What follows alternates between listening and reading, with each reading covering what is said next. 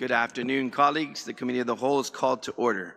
Materials for the Committee of the Whole are in the shared session Google Drive folder labeled 12/4/2025. Committee of the Whole. Rules of engagement. We have bills number 186 and 187. We will discuss each bill individually. Proposed amendments must be submitted in writing to the clerk via email to session@guamlegislature.gov and must be submitted before the second round begins. Amendments will be processed in order they are received. Any replacement is considered a new submission. There will be 2 rounds. Round 1, discussion and questions, 10 minutes. In the first round, each senator is allotted 10 minutes, excluding responses, for discussion and questions to the panel. A reminder, you can only yield your time to one member, and that member will receive all of that time. After completing round 1 questions, panelists will be excused. Round 2, for amendments or final comments, will be for 5 minutes. We'll proceed with the amendments in the order received. Amendments not submitted in writing to the clerk and uploaded to the Google Drive folder before the start of the second round will be ruled out of order. After we finish the amendments or final comments on the round of the bill, I will then allow the sponsor of the bill to close. I will entertain a motion for the recommendation of the Committee of the Whole and then proceed to the next bill. Thank you. I invite panel guests and for the Sergeant at Arms to swear them in and for their introduction. Panel guests, please rise and be sworn in by the Sergeant at Arms.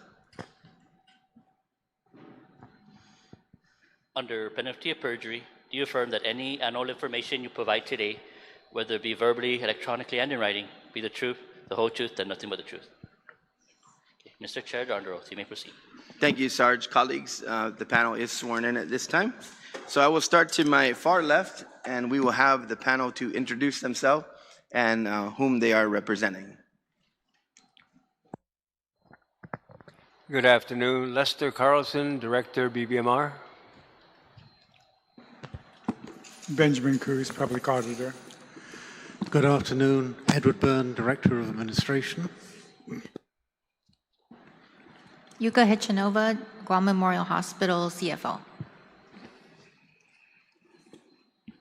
Jolene Uggan, Interim CEO, Guam Memorial Hospital. Jesse Kinga, Acting Director, Healthcare Operational Excellence. Rodalyn Gerardo, Assistant Administrator of Operations, GMHA. Good afternoon. Saudi Tugade, Associate Administrator of Operations, Guam Memorial Hospital. Balrada, Assistant Administrator of Professional Support, GMH. Good afternoon. Lizelle Conception, Nursing Services. Good afternoon. Manny Gabriel, IT, GMHA. Thank you, panel. And now we will proceed to bill number 186-38 COR as amended by the Committee on Finance and Government Operations. Senator Sabrina Salas Montanani, you are recognized to introduce the bill. Thank you, Mr. Chair. Bill 186-38 COR is an act to appropriate the unallotted balance of the pharmaceutical fund to the Guam Memorial Hospital Authority. It is not about creating new spending. It is about correcting an imbalance and finally releasing funds that were already intended for GMH under existing law. For years, the statute has required that 6.19% of business privilege tax collections be deposited into the pharmaceutical fund to pay for GMH's medicine, supplies, and equipment, critical items that directly support patient care. Yet despite revenues exceeding estimates in multiple fiscal years, GMH never received the full amount that the law guaranteed them. Instead, deposits were capped at the budgeted level even when collections were higher. The result is that GMH is still owed approximately $8.1 million in funds already collected and already legally dedicated to the pharmaceutical fund. The bill simply requires that the Department of Administration release those outstanding funds within 30 days so that GMH can pay their vendors and stabilize operations. No new taxes, no new debt, no increase in spending authority. It is simply paying what is due. I want to acknowledge Director Burns' letter that he sent expressing his opposition. His concern is not about GMH's need. He clearly states that the administration recognizes the importance of funding GMH. Rather, he objects to the approach, especially arguing that these funds were never collected and therefore cannot be appropriated. However, the audited numbers that were provided to my office by the Office of Finance and Budget confirm the opposite. These revenues were collected, and the balance remains outstanding because the pharmaceutical fund deposits were never trued up when actual collections surpassed adopted budget estimates. This bill does not appropriate hypothetical money. It compels the release of already realized revenue that was never delivered to the fund it was legally tied to. Additionally, Director Byrne mentions that GMH recently received $40 million through Public Law 3859 and implies that Bill 186 could affect fund balances. But we all know that the $40 million was intended for capital improvement investments and was never meant to replace operating revenue or to substitute for pharmaceutical and supply costs that should have been covered through the dedicated pharmaceutical fund. These are not overlapping purposes, they are separate obligations. Colleagues, this vote is not about choosing sides between the legislature and the administration. It is about choosing patience over process, care over bureaucracy, and fairness over delay. So I'll start with a question from Mr. Byrne, or to Mr. Byrne.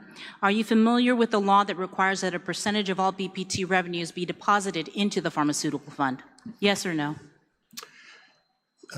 Again, yes or no? I need to explain. It's part of each year's budget. It's not a law that is a codified law. That's a yes? Yes. It's part of each year's budget. Were these deposits made as per law for the last 5 fiscal years? Yes or no? Can you expand on the question? Were these deposits made as per the law for the last 5 fiscal years? I had asked you if you were familiar with the law that requires a percentage of BPT revenues be deposited into the pharmaceutical fund. The answer was yes, correct? The answer was it's in each year's budget. It's not a law. Were these deposits made as per the law for the last 5 fiscal years? The administration deposited the available funds up to the amount appropriated. I guess to the public auditor, I sent you the graphic regarding the pharmaceutical fund budget versus the CRER versus the audit for FY 2019 for FY 2025. You saw that audit, Mr. Cruz? The graphic that I sent you? I received it, yes. And does it show that these deposits were made? I have no idea if it was made. I really can't opine on that. I know that it should have been made. They should have been deposited. But if it was, even if these were audited numbers?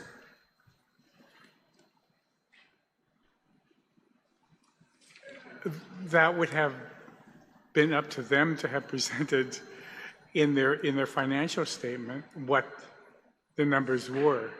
But as I've experienced over the last 50 years, the numbers from revenue and taxation and the numbers from DOA have almost never matched up. I don't know how they do the CRER or agree on it because I've never seen numbers that actually match. But from what you saw the document that I provided to you, does it show, in your opinion, that GMH was receiving what they were supposed to receive? I really don't know if you want my answer, because my answer is that they've received more than what was in the pharmaceutical fund almost every year. It may not have been designated as pharmaceutical funds. And that's just because I guess I worked with the budget in very lean years, and there were years that we had to make up the money that had been appropriated in the budget to the pharmaceutical fund just to make it up, because the projection never matched. It it was less than what was projected. And I think the speaker can attest to that when we could barely run government. Now, when you have overages of $15 million a year, that's more than we had over a 3 or 5 year period that I had the chairmanship. And so I'm not sure how those things are handled. But also part of the problem is that, like Mr. Burns was trying to explain, they deposit into the pharmaceutical fund whatever the legislature puts in the Budget Act as 6.1% of the pharmaceutical, of what they project the BPT to be for the year. Your OFB, or at least my OFB did anyway, we projected what the projected BPT was going to be. We calculated 6.1% and had that number put into the GMH budget as the pharmaceutical fund. But over the last 5 years, you have all been fortunate to be in years where the BPT was significantly underprojected. And so consequently,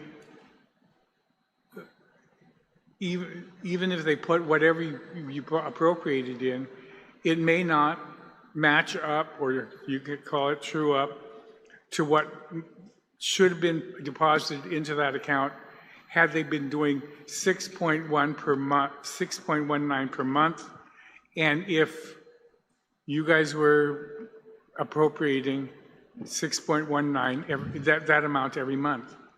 I think that's where the problem is that the interpretations are different. Is that I think they know that they're supposed to deposit 6.19 every month, but that number may not actually be moved over, because as I discovered when I was chair, the special funds, there is no such thing. It's supposed to be there. There's supposed to be these lock boxes, but as I understand it, there's only one account. And What do you mean there's only one account? as I understood it, there was only one account, the general fund. So we have all these different special funds, and we're not following the law? They maintain a paper ledger of each one of those, or at least now the GFMS should be doing an entry for each of those months. But it's one bank account. At least that was the way that I saw it when I was chair. I'm not sure what it is now. But does that make it right?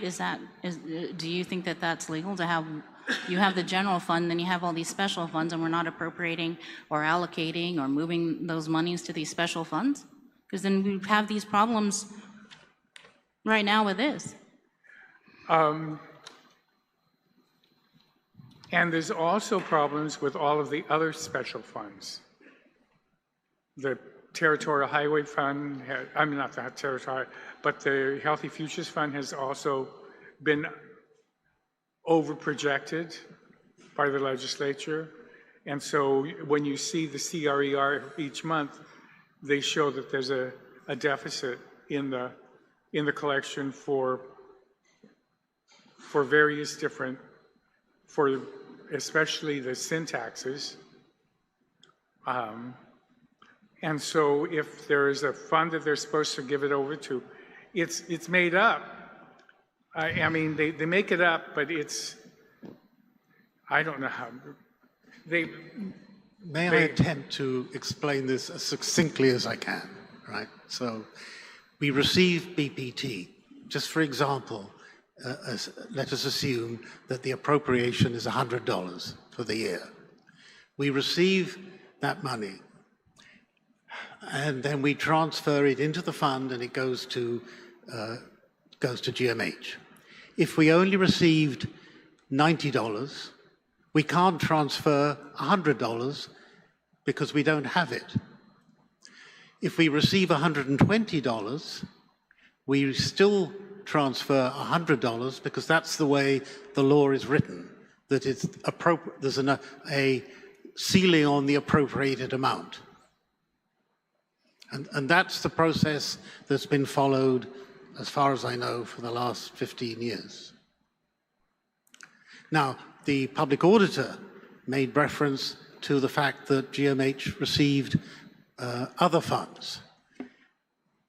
And when, in the circumstance when we received $120 but only appropriated $100, that $20 excess would have formed part of a surplus and therefore would have been an addition to the fund balance.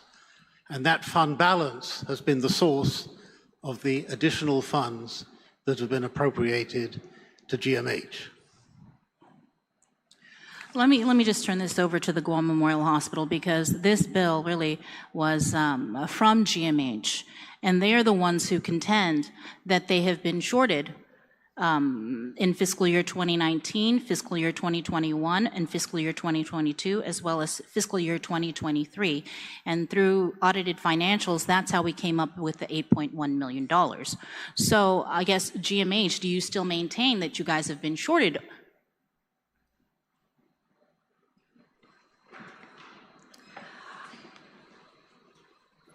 We're always short. And so in this exercise, we had been looking at the amount of the pharmaceutical fund and the BPT and the 6.19. It's really just the math. And then we realized that there's a gap between what were appropriated and the amounts that have been reported in the BPT. So we're just making an attempt to see if we can get the additional funding that we're supposed to get. So is that a yes? Do you believe that you guys have been shorted? Have you been shorted in these fiscal years? 2019, $2.3 million, 2021, $392,832, fiscal year 2022, $2.2 million, fiscal year 2023, $3.2 million, totaling about $8.1 million, yes or no? Yes, specifically for the pharmaceutical fund, yes. Mr. Byrne, what is your response to GMH? They believe that they have been shorted. Well, I haven't seen the particular schedule that you're referring to, but I maintain that we have followed the law. I will give you a copy. This is from the office of, from OFB, and this is from audited financials.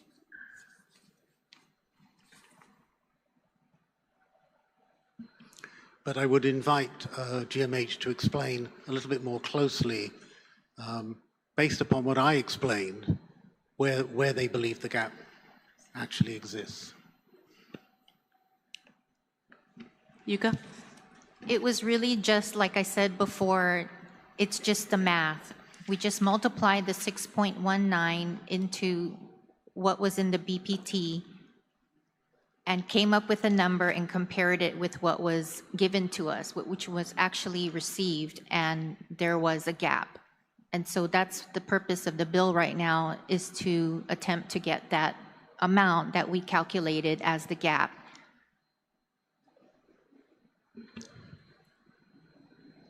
Well, I explained what happened. I would like nothing more than to be able to find some more funding for GMH.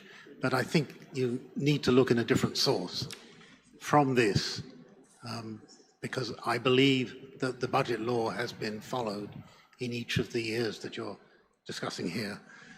The numbers are quite small, but I'll try and look at them. So, Mr. Byrne, in your letter to the committee regarding this bill, you intimate that the $40 million in general fund excess revenues or excess reserves requested by the governor for GMH resulted in the funds identified in this bill being allocated to GMH, correct? The 40 million? The 40 million was paid to GMH, yes. But wasn't the $40 million in reserves from the general fund? Yes, and those reserves were built up from the additional receipts of taxes, including the BPT funds. And isn't the pharmaceutical fund, I know we kind of talked about this earlier, a special fund? Yes, but the real definition of a special fund is a fund that has its own revenue source. The public auditor mentioned the Healthy Futures Fund. That has a specific source of revenue from taxes on cigarettes, cigars, and alcohol. This particular fund is, because BPT is a general fund revenue, doesn't really have its own revenue source. And that's why it's so expressed in the budget bill. It's not shown as a special fund. It's shown as an appropriation of the general fund. Right, but your claims in your letter that the sums in this bill were already allocated by the $40 million appropriation from the general fund is incorrect. It isn't? That's not from what I understand. And I think for GMH, for the public that's watching, if you could break down where this this $8.1 million is going to go and why it is desperately needed. Point of information, Mr. Chair. Could we please get the letter from Mr. Byrne regarding this appropriation? And if there is any fiscal note, could we please get that? Because the only fiscal note that we received prior to the public hearing said that BBMR had not received information from DOA, so they could say nothing about the bill. We'll take a 1-minute recess.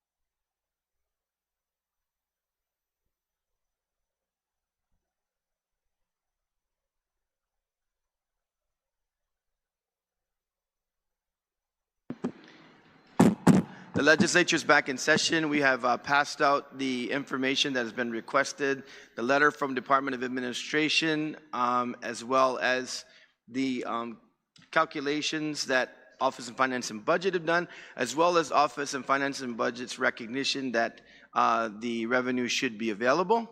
And that's going to be,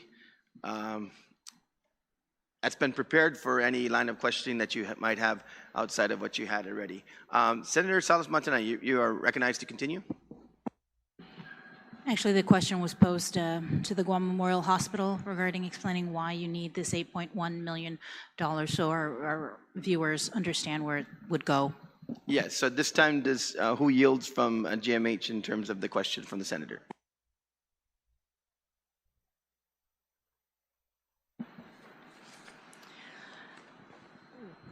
So the 8.1 will be used to fund the final $3 million shortage in the FY26 budget, and the remaining $5 million will fund the the supplies reserve fund that was approved by our Board of Trustees last month in their meeting, that we have a type of rainy day fund for supplies so that if we do run short, we can dip into that account to start to pay for pharmaceuticals so we don't run out of supplies.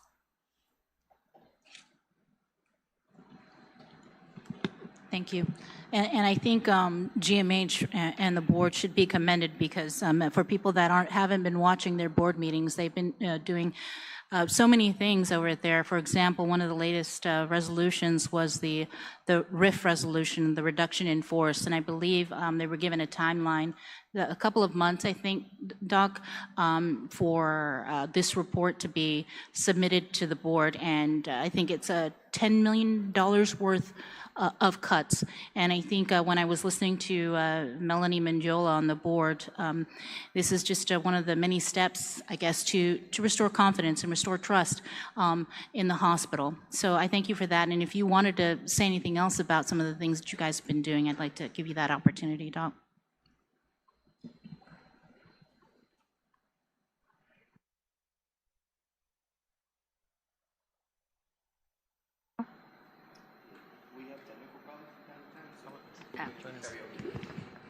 Test.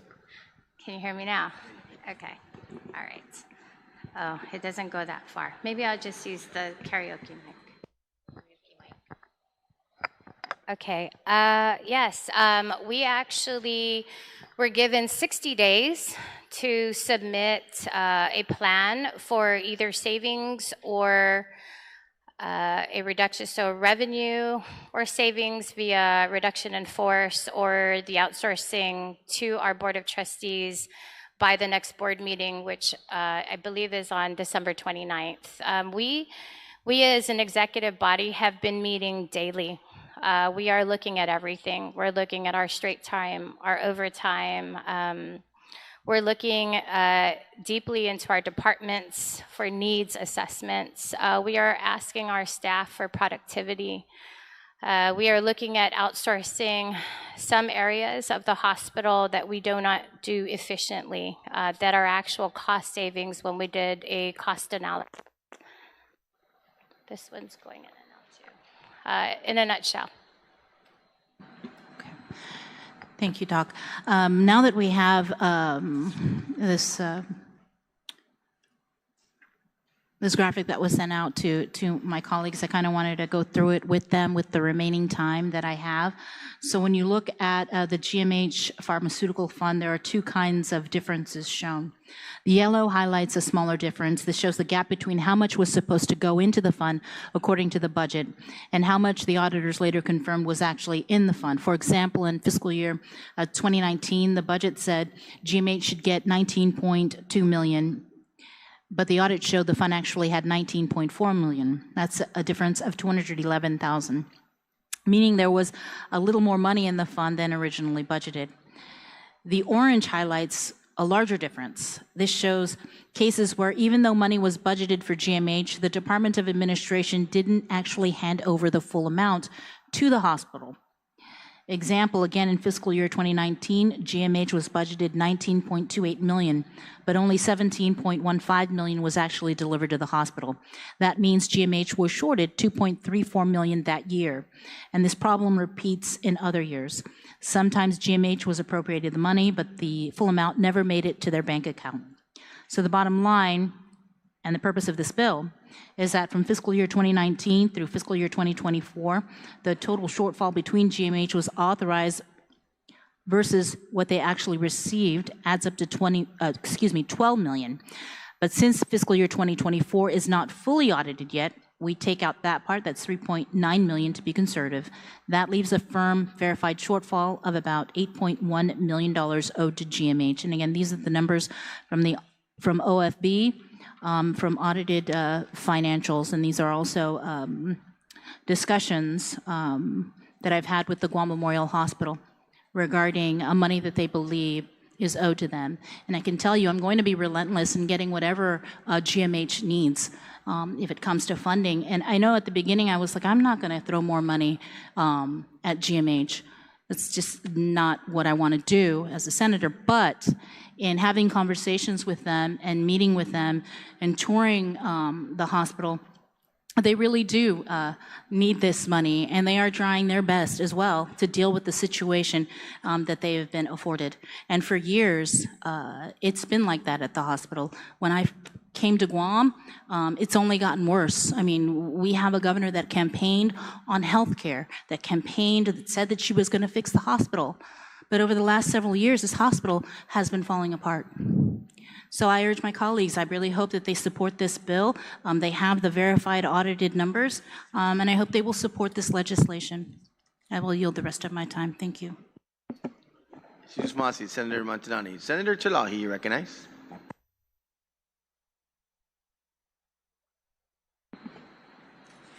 Yes, is there a fiscal note from BBMR? Yes, ma'am, there is. Can you read it to us? I don't have it. I asked for it during the recess, but we didn't get one. The only one we received was the one prior to the public hearing. If you could read the bottom comment, if that's the one you're talking about. Sarge, can you be making a copy for the interest of time? Lester, can you proceed to just read the final notes? All right, sir. Thank you, I guess. Our fiscal note was sent October 3rd.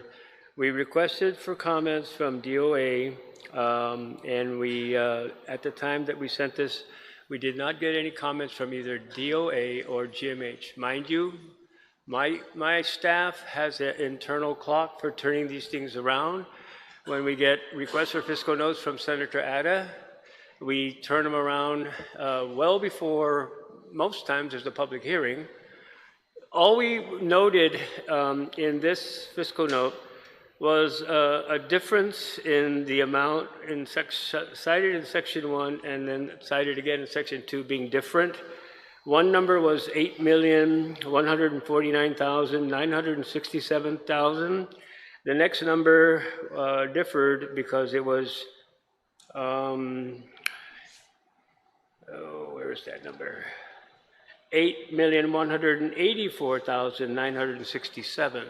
So there was a difference in the bill as introduced. I'm very happy to report to the body that the committee has taken into account the differences, has rectified the bill. The amount that is stated now in the substitute bill is consistent throughout, as Senator Matanani mentioned, 8.1 million. So sections jive right now. So we'll take that as the fiscal note. Senator, please continue. All right, yeah, you didn't read the last sentence that says, further, the Bureau is unable to comment on a determination of any fiscal impacts absent information from the Department of Administration. It should be noted that requests for comments or testimony were made to GMH and DOA, but no responses were provided to date. So I did say the second part. Okay, I didn't hear that. So we received this letter today from DOA saying that there are no funds available. Mr. Byrne, would you explain your letter? It says unappropriated budget surpluses were used for Public Law 3859 already.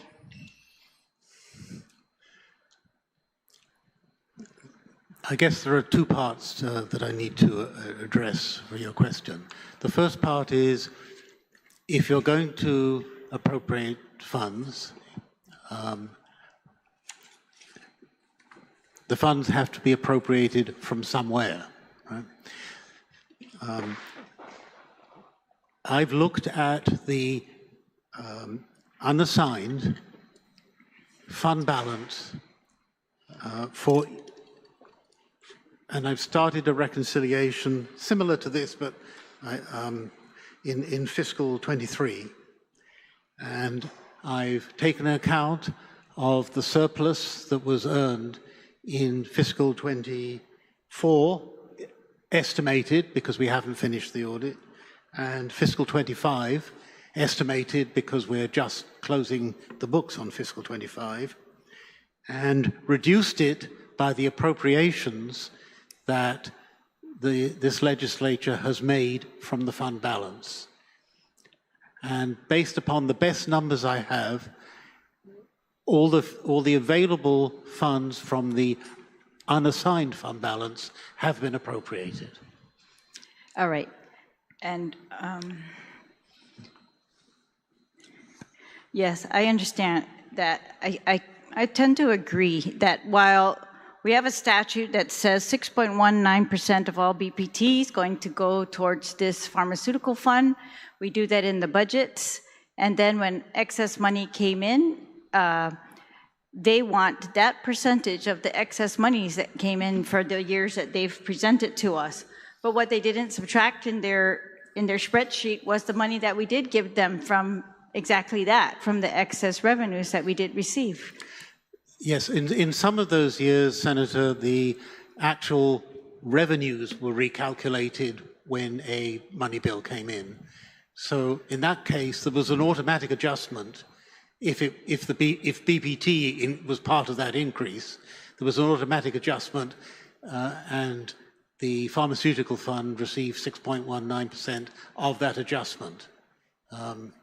But many of the bills didn't have that revenue adjustment, and therefore the only access funding is the general fund balance. All right, and if you took, like you said in your letter, the appropriations made to GMH from excess funds for these periods, I mean, we're talking about 30 million in excess funds just in the 37th, and then the 40 million from the general fund balance, which is unappropriated excess or unobligated accumulated surpluses. All of that is way beyond what might have come in through BPT. And I think if we just accounted for that, we would be way over, wouldn't we? I think so. Yeah, so that's all. Just I think in the semantics, I am not going to buy that they weren't getting. We did put in the law now, going forward, that they're going to receive even the 6.19% automatically from excess revenues, whatever's received, collected. However, yeah, to say that they're short, I don't agree. We've been appropriating excess revenues in the $30 million, $40 million. So, I think if we actually did the accounting, you're going to come up with much less owed, as you're calling it, owed. But I'm not denying that GMH is always in need of money, and I just want to go over that in a little bit too. So, first of all, Mr. Byrne, could you just clarify more? Is there money available? Because the bill just says from the general fund. Isn't it? At this moment, no. That's not to say that we won't begin to accumulate additional funds for the remainder of the year, because we're only in the first quarter. But at this moment, no. All right, and the CERER for the first month shows negative 10 million. Is that right? Speaker Talahi, may I make a clarification? Please. So we are going to revise the CRER in the next reporting period, which is December 20th, because we reported that $20 million as if it was excess general fund collections. The law doesn't actually say that. It says from FY26 fund balance. That won't be determined until after FY26 is done, the audit is completed, and that amount identified. So we're going to remove that in the upcoming CRERs so that that appropriation, as well as the one for DOC, won't be netted out. It's a discussion I had with Senator Matanani before the session started. And I believe in my minimal time here that the bill now and the next bill are both germane and allowing for an introduction of an amendment to take the money as we actually thought it was supposed to come from excess 26 collections. And that would get the hospital this money sooner rather than later. So Mr. Byrne and I discussed this morning. We agreed that we're going to have to make a change. I discussed this with Senator Matanani and making the body aware that in the, our joint effort to help GMH, this would be one way to do it, because it would be amending the budget law, excess revenue collections, and as you can see, we're trending well again. So it's not beyond the realm of possibility that we will receive that. All right. So in other words, if you zeroed it out, GMH has no hope of getting this $20 million during FY26 until FY26 is over, right? And audited. Correct. And so we would need a new bill to say, give them or amend that budget law or that said the 20 million goes to GMH and give it to them now. Make sure it comes from FY26 actual collected excess revenues. Give that to them. And I think when you do that, if you could account and say, this much comes from BPT, this much, if it's from BPT, then we wipe out what they're calling their debt, or that what we owe them from BPT, right? And you just show how much of this 20 million actually comes from BPT excess revenues, right? Yes, we do that already, ma'am. On the top part of page 3, we show you the adopted level, the actual collected amount. Yeah, but I'm saying we have to put that in the bill. Otherwise, they will continue to do accounting like this that says we owe them, we owe them, we owe them, right? My 2 cents aligns with your 2 cents or your 4 cents because it's more than mine. Up until recently, we didn't have that continuing 6.91% remittance to GMH. So I'm of the opinion that there are no arrears because we followed the budget law to the T. So going forward, we've rectified that. I don't believe there's anything retroactively owed. All right. Well, I'm all in favor of amending that law so that 20 million goes to them now, if that's available, and that we account for this 8 million in there. And we say 8 million of that 20 accounts for anything that you call debt from BPT, and we're done, and from pharmaceutical fund. And then we move forward more, and we find out, so that would give us, what would be the balance then in your amended CRER? Well, we'd still have to wait for the next reporting cycle, and if we show the continued enthusiasm in the economy, it's not inconceivable that we might hit that mark, if not in December, then in January. So I agree with you. If we could wipe out this misconception about the $8 million and provide them the 20 quicker, that's the way to go. Hence my prior discussion with Senator Matanani. All right. Okay, I'm hoping GMH will be amenable to that. That way they can guarantee to get that 20 million sooner. And you expect that the CRER next month will be able to cover that? I don't have the draft numbers for the month of November, but I'm just Back to the napkin, we're doing well, and I believe that the other tax categories that aren't affected by the BPT cut, withholding, corporate, and individual income tax, are always been our strong tax collection categories. So I believe that those will remain strong, and if it doesn't, if it isn't realized in December, then I'm pretty hopeful for January, because this is like the bill that you had, Senator, for the CLTC. We hit that $9 million revenue mark in the first quarter, and we made the money available. So it's the same thing that you did a couple of years ago for CLTC. Is there any money left in what you called, Mr. Byrne, the accumulated surplus balance and the general fund balance that we used for the 40 million? Pardon me. Using my best estimates for through fiscal 25, no, there isn't. Okay, so I'm sorry. Thank you, Mr. Byrne, but Mr. Carlson, did you give me a number that you think November is going to show? No. Okay. I did not. All right, but you expect we can cover the 20? If not in the next reporting cycle, which is December 20th, then okay. I'm pretty confident. In 1 or 2 months versus waiting an entire year to get that? A year plus, yes. A year plus. Okay, thank you. And then again, Ms. Yuka Echanova, if you can please just tell me again, you said 5 million of this 8 million you want to use for the supplies fund, meaning to bank it for when you need supplies, right? And the 3 million was for what? The projected shortfall for the FY26 budget. Okay. You mean operating expenses that you currently don't have revenue we're still for? Short. Okay, and nothing has changed in your revenue projections to cover that? No, ma'am.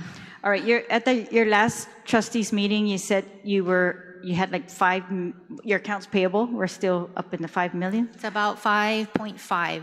So you're not going to use this for that? To pay off accounts payable? Part of it, yes, because the 3 million is going to be used for operations, which is pretty much our accounts payable. All right. Can I,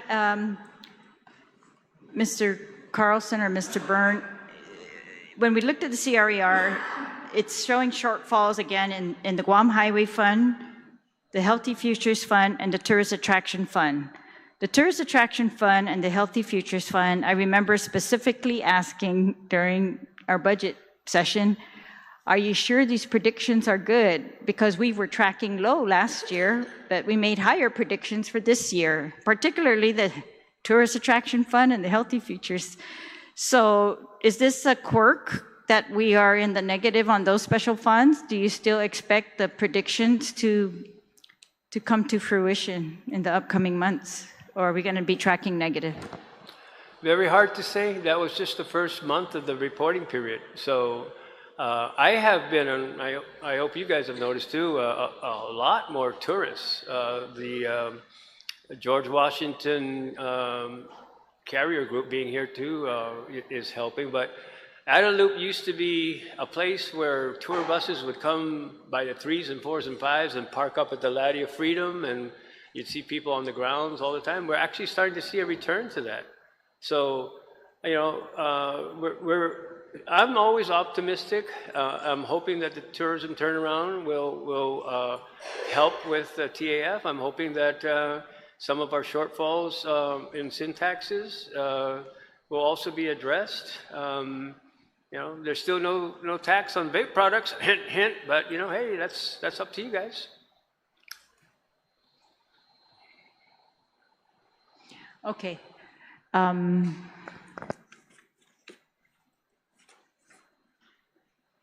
Those are my only questions on this bill. I want to get an update on the CIP projects from GMH, but I guess we could do that in the next bill, since they're not planning to use any of this money for CIP projects at this time. Thank you, Mr. Chair. Susmasi, Senator Chilai. Senator Burnett, you're recognized. Susmasi, Mr. Chair. Well, that was a lot.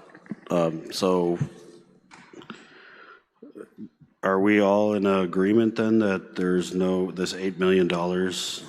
I guess on this side of the panel, Mr. Byrne and Auditor Cruz and Mr. Carlson, that the $8 million that GMH claims they were shorted doesn't actually exist?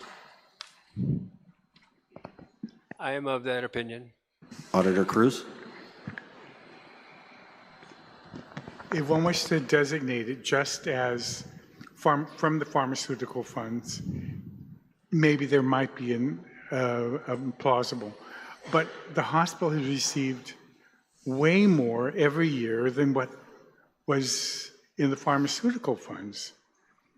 And the problem with both the legislature and the hospital is that if you go to the statute of the creation of the pharmaceutical fund, it's mandatory that they spend it for certain things.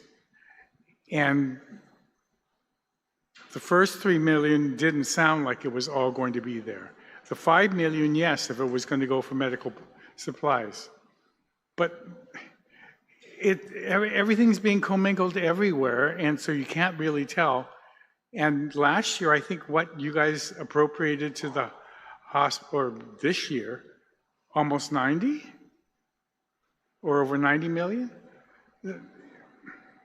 They've been more than taken care of if in the old days where the only thing that we could appropriate to them was the pharmaceutical fund. That was the way that it was. It was only the pharmaceutical fund.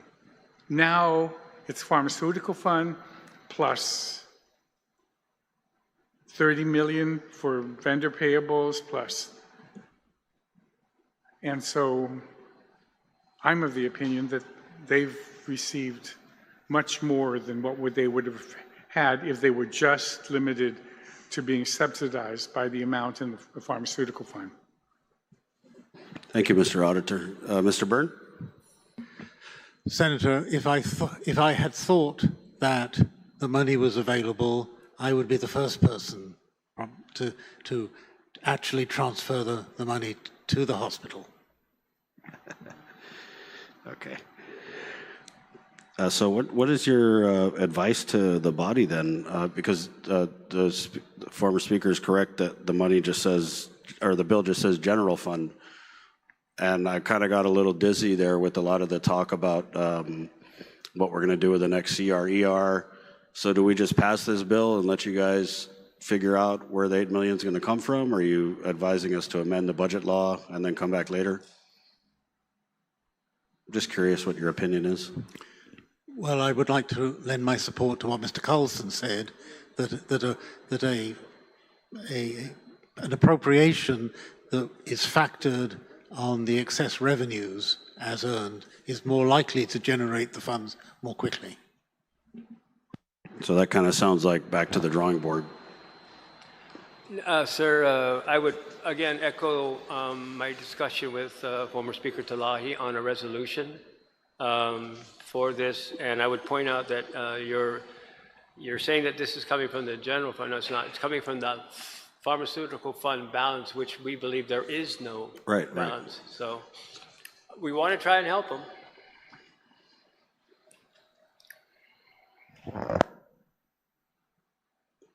Yeah, no, I know that we're talking about the $8 million that GMH believes they were shorted, but in the bill it just says, it references the $8 million, but Section 2 says the general fund. Okay. Yeah, I don't know. We lowered the BPT and now we're tracking negative, and we're just so desperate to throw all kinds of money at the Guam Memorial Hospital that we've even thrown imaginary money, and now we're throwing invisible money. So, yeah, I'm really at a loss for words. Because it kind of seems like the only people who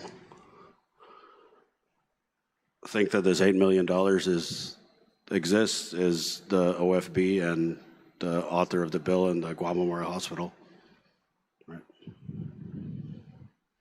You kind of look like you want to say something, Mr. Kanga. No, I'm happy to respond, Senator, if you had a specific question, but I'm just listening to the engagement. Highly entertaining. Good episode, as people out there, the people of Guam say. So thank you. I don't have any further questions. Thank you, Mr. Chair. Senator Gumtato. Thank you, Mr. Chair. For the benefit of those who are following this discussion on Bill 186, which special fund or special funds generated revenue below their adopted levels in FY 2025, and to what extent did the general fund cover any of these shortfalls?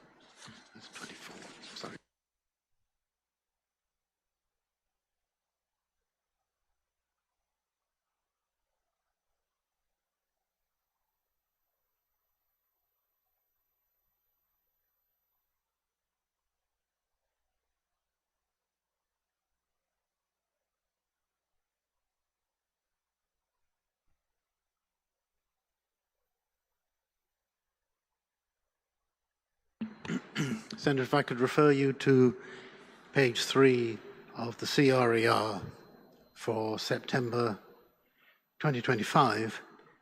It shows that the Healthy Futures Fund shortfall is roughly 1.1 million. Tourist Attraction Fund is 5.8 million. And the Customs Fund is 425,000. So those are below levels. So what extent did the general fund cover the shortfall? We're still working out those numbers because we have to match that against the expenditure.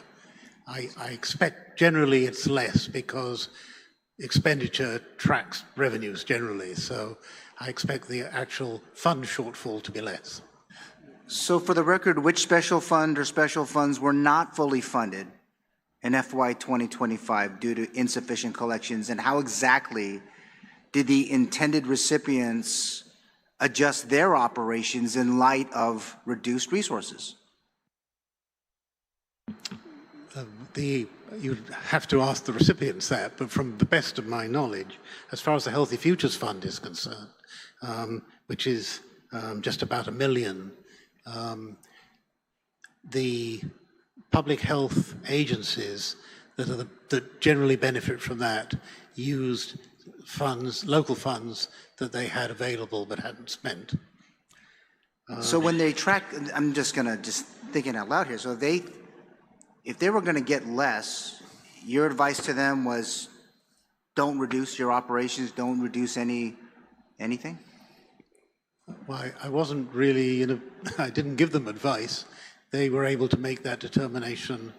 You know, they're in charge of their own budgets. Sure. They were able to make that determination themselves. They were notified that that was the case. Notified. Lester, you had something you wanted to say? Generally, when an expenditure other than personnel or essential operational requirements comes in to BBMR, we will take a good look and update our projections. And if we believe that the funding is going to be insufficient to support the request, then we will return, say it's a contract, right? Bearing in mind that basic operational requirements are always funded first. It's that other stuff that they might want that, you know, if the revenue was tracking, yes, you could. But if the revenue's not tracking, we return it. So that's one of the primary functions that we have over at BBMR. If the revenues were tracking appropriately, then, and it was within the budget, then we would clear whatever that request was. On the special fund side? Yes, especially the special fund. We don't have a problem with the general fund. that former Speaker Cruz did. Right. So what is the latest information that's available regarding the amount of unspent FY 2025 general fund and special fund appropriations that were authorized for departments and agencies during FY 2025, and what portion of these carryover funds have been spent in FY 26 pursuant to the continuing appropriation authorizations that were outlined by this legislature? Senator, we're still closing the books on fiscal 25, and that will determine what's available in fiscal 26. So unfortunately, not all agencies were prompt in submitting their expenditures, but we believe we have them all now, and we're trying to close the books. Yeah, I figured we're December 4th. Let me go to GMH now. 38 days ago in the public hearing, I asked this question, and I'll ask it again. What portion of the estimated $26.3 million in outstanding vendor payables as cited in this bill have been settled with the $40 million in additional general fund support that were authorized in Public Law 38-59, which was enacted on September 17th? So what is the running balance as of December 1st? It was 38 days ago when we had this public hearing on this bill. You're referring to the 40 million appropriation, Senator? Yes, ma'am. Yes. We did submit a report that showed all of the vendors that were paid. So $30 million was used to pay our accounts payable down, and then there's $10 million left, and we're waiting on the $5 million projects for the electrical panel, and then our IT infrastructure, which was the remaining 10 million will be used for. So it's 10 million. 10 million left. And I notice someone's missing on your panel, but I'll just go ahead and ask this anyways. And I know you tried to answer this during the public hearing, Doc. As a follow-up to my inquiry during the joint oversight hearing back on September 25th, what tangible steps has GMHA taken in recent weeks, or I guess say in 38 days, including seeking assistance from the Office of the Attorney General to secure the $10 million in excess fiscal year 2019 income tax and PPT collections, which was required by the fiscal year 2020 budget to be deposited into the Hospital Capital Improvement Fund? So has your council been able to engage the Office of the Attorney General to kind of go back and take action to get that 10 million?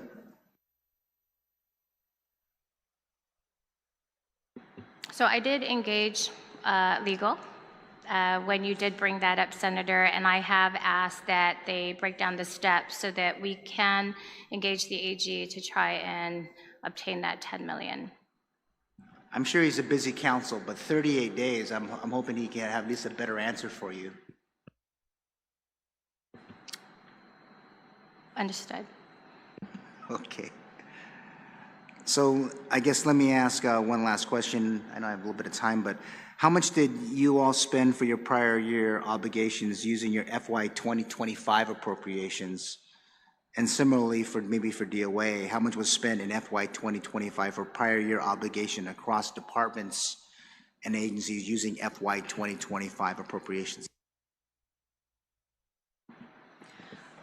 I'm sorry, Senator. I don't have the exact amount. I can provide that later. I think we put a breakdown of prior year obligations in our budget. It's one of the tabs in there, but I can't remember the number off the top of my head.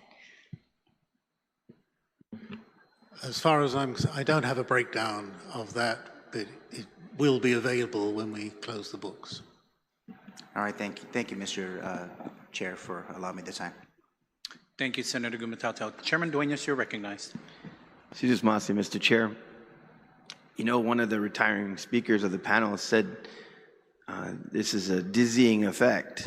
And I gotta say, I'm pretty dizzy right now for all of the members who fell over themselves to appropriate funding to GMH, to sit here and now accumulate the 30 million and the 40 million of some sort of manna from heaven and money for the hospital, and to discount what's accumulated in this audit report of funds, I'm dizzy and dumbfounded. But I want to go to the origin of why we're talking about this, and I want to direct this to GMH. And yes, Mr. King, I have a specific question for you. When we met for the pre-budget meeting for fiscal year 2026, what did your fiscal team say to OFB in terms of your interpretation of the law for the pharmaceutical fund calculation, and what specifically did you ask OFB to do? Senator, our interpretation of the law was that the receipt of funds into the business privilege tax collection, 6.19% of the total funds collected had to be deposited into the pharmaceutical fund. But the practice was not so. So at the agency meeting with OFB and yourself, we had requested an amendment to strengthen the language in the Enabling Act that would mandate 6.19% of funds reported in the CRER shall be deposited into the pharmaceutical fund. That very amendment was included and adopted by this body. We thank you for that. That corrects this injustice, I think, moving forward. And this bill aims to bring about the funds that should have been so duly owed to the hospital realized. So, Mr. Kenga and Ms. Echanova, we just heard the oral version of the BBMR's fiscal note, and they concur now with the number from OFB at $8.1 million in terms of, at least if we followed the law to the letter of what would be the arrears. Is that also what you represented to us with the former CEO as well, and asked us to introduce a bill so that we can reconcile this revenue and funding owed to GMH as per the way GMH perceives it? Yes, Senator. Mr. Kenga and Ms. Echanova, when the $40 million by public law was appropriated to GMH, was there a line item in that bill that said 8.1 million or 10 point whatever million is there to true up and recognize the arrears due to GMH due to the miscalculation or non-reconciliation of the pharmaceutical funds? Was there a line item in that budget saying that we have made you whole? Not at all, Senator. That's why I'm dizzy. You see, I'm not one of those who doesn't believe that we've done a lot for GMH.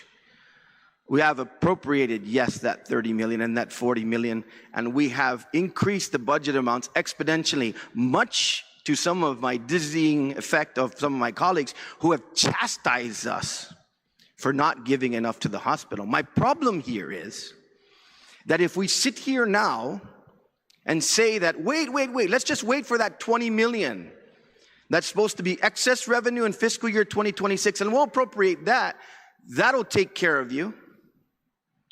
Is that I would think, and I need this from you, Mr. Kenga and Ms. Genova, that you were anticipating this 8.1 million to be in excess of the 20 million you're anticipating in fiscal year 2026. Is that correct? Yes, Senator, because when we account for the funds appropriated to GMH in the 2026 budget year, 20 million was already factored into the total operating budget, which again, as testified by our CFO, will still realize a $3 million shortfall. If you say give GMH $20 million in place of the 8 million, you're still leaving GMH with a $3 million operational shortfall. So, do you agree that you need this appropriation? And if we're going to deal with the 20, we can deal with that down the road when we get the CRER, and we can introduce a bill to be able to appropriate those funds. Yes, we need the money. Ed, curiously, you write in your letter, and I'm sitting here to also defend OFB and the work that they've done. And I'm thankful that Mr. Carlson is on the record now in his oral update of the fiscal note, that there's a recognition that the number does jive in terms of the calculation from OFB and in terms of the arrears. Ed, you write to us that you believe you've satisfied this requirement because of the $40 million appropriation and the excess revenue appropriations as enumerated in other bills going forward. Do you have any line item language, either in transferring to GMH or otherwise, that states that you've satisfied what you believe to be the arrears of the calculation of the Pharmaceuticals Fund for the prior fiscal years that are recognized in this bill?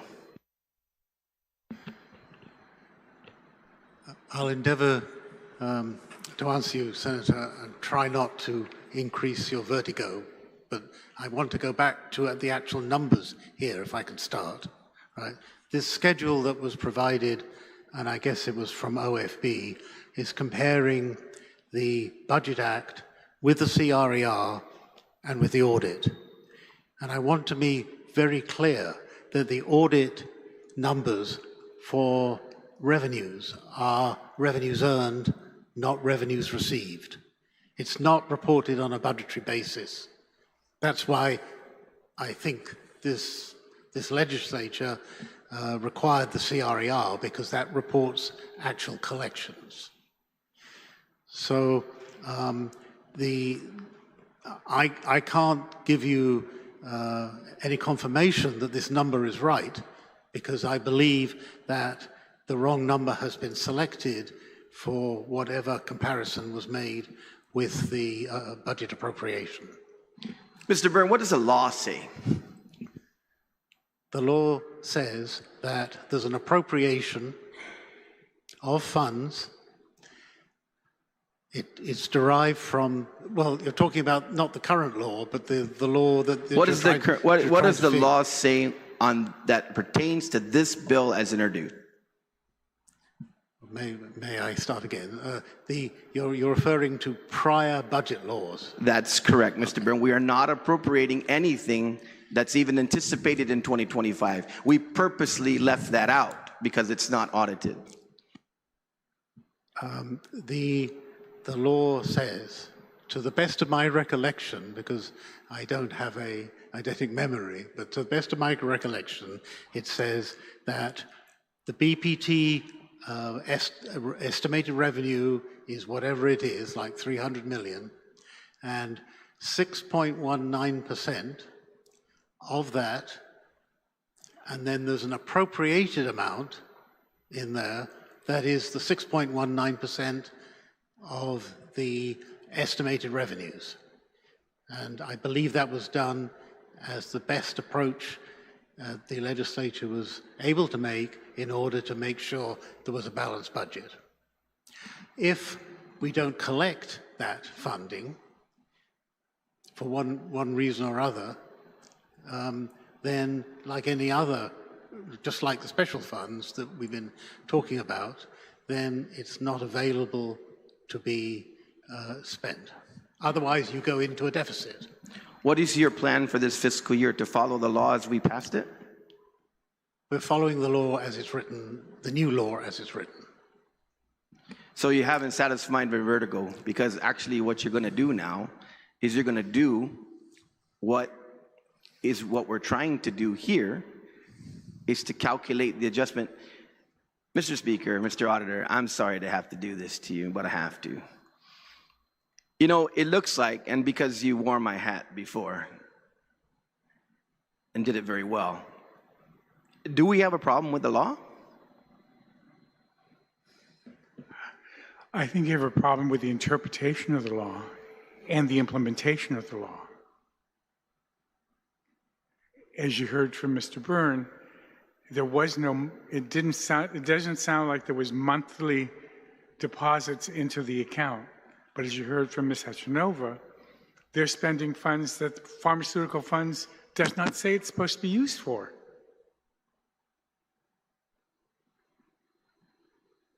And as Mr. Burns put it, you're comparing two different things, and sometimes you can't really compare it because they're just not comparable. As one of my auditors pointed out to me, that's apples and oranges, sir. You can't compare them. But Mr. Auditor, my specific question, and they can address the expenditures, is on the formula. What is the law? 6.19 every month must be deposited into the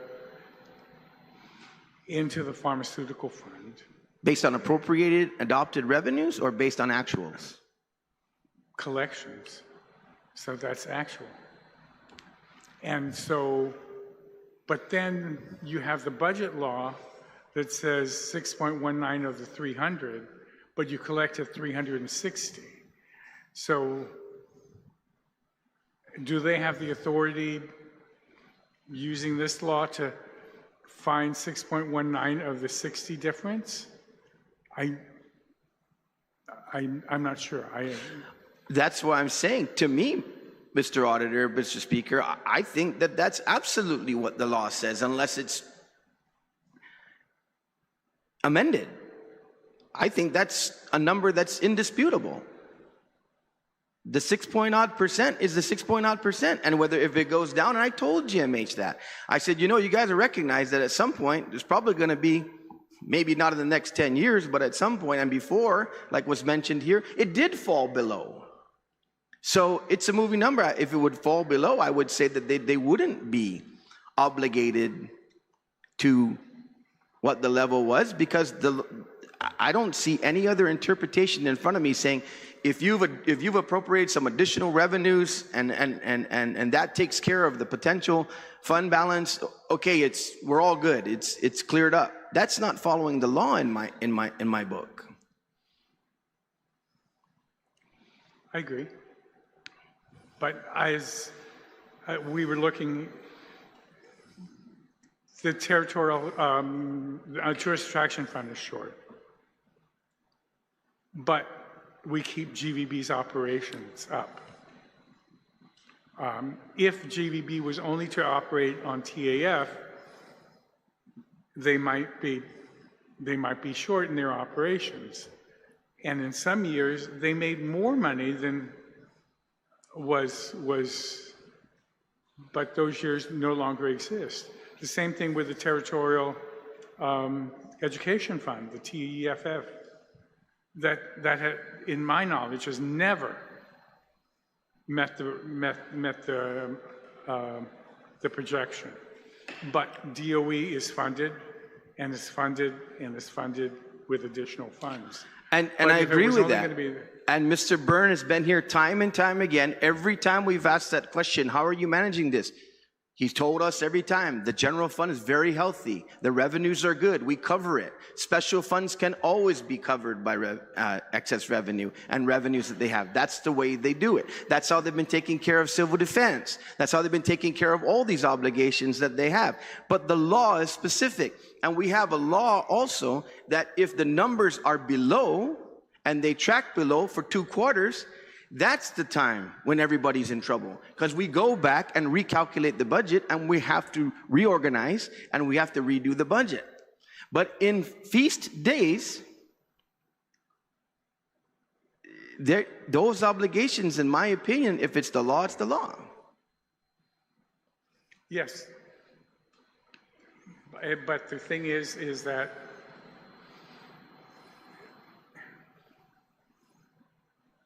never mind. Yeah, they did. Maybe they didn't get the full 6.1%. The way I see this is any budget chair or any government reconciliation within OFB or BBMR in concert, when you want to do something like this, where you're going to account for having made true the law for a percentage that's a law, a percentage by law, you would go in and do that as an appropriation to satisfy the fact that that's been taken care of. Other than that, it's floating as far as I'm concerned and subject to appropriation.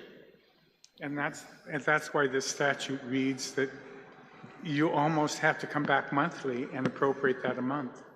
Correct. And that's why we corrected it in this fiscal year. So right now there should be no question. Here's what I want to get to. I think semantics we should throw out the window. If we pass this legislation And you're talking about $20 million in excess revenue will not be realized within the fiscal year as enumerated in the fiscal year 2026 budget. It doesn't matter whether we do an appropriation in a couple of months for GMH because they're saying they need the money. This passing of this law would do what I just talked about. Chewing up the revenue, satisfying the books, because there's no line item entry in the 40 million that was appropriated to say that it's taken care of. Mr. Carlson? Yes, sir. I agree with you, Senator, and thank you for your line of questioning to GMH about what they asked for and you gave them. So I think we can establish that moving forward, we are going to remit 6.19% of whatever it is that's collected. They did that because they contend that prior years they're owed money. May I remind the body, the strongest word that this legislature has is notwithstanding. So when you pass the budget this year, in the beginning of the revenue section, you state notwithstanding. So in other words, if the BPT, the Pharmaceutical Fund law required, the collections, you're negating that. You're saying, notwithstanding any other provision of law, you did your job, you estimated X amount in BBT, you netted out 6.19, you gave that static number to GMH. You did your job. Notwithstanding, strong word. I agree with that, Lester. The difference is we've fixed it this time, though. And so the truth is, I don't think we negated the fact that there are accumulated balances, though, because that didn't throw out the law that it's based on the BPT collections. I don't see anywhere where we specifically eliminated that. Otherwise, the whole law would be thrown out the window in terms of it will be subject to interpretation. I don't think we actually repealed the law that calls for the proper calculation going forward. Anyways, we fixed it this time in this budget because there's no question about the fact that it's going to be, and if you want to come back and talk about audit and what the audit revenues, what the audit does to the revenue, that's not the way the law reads. The law reads specifically right now gross revenues. It does not say adjusted for audit or anything else. So that's out the window. So as far as I'm concerned, I'm going to vote for this bill. I hope it passes. And whatever we do going forward, we will reconcile based on this appropriation. And that way the appropriation's already available immediately. And then we can true up the 20 million throughout the rest of the fiscal year. Senator, could I just address one of the comments you made, right? In my example, right, where we received $120, the $20 went into the fund balance. And the fund balance was the balance that was used to fund the 40 million because there was no other source of revenues. That's all I was saying. I'm not attributing blame to anything. All I'm saying is you can't appropriate the funds twice. I understand that, Mr. Byrne, but to me, absent a line item, I think that's simple semantics. There is no line item budget that says that due of the calculation has been satisfied. It just says fund balance. So the fund balance is a fund balance is a fund balance, but it doesn't, to me, it doesn't negate what the law calls for. I don't disagree. Thank you, Mr. Chairman. Thank you, Mr. Chairman. Speaker Blas, you're recognized.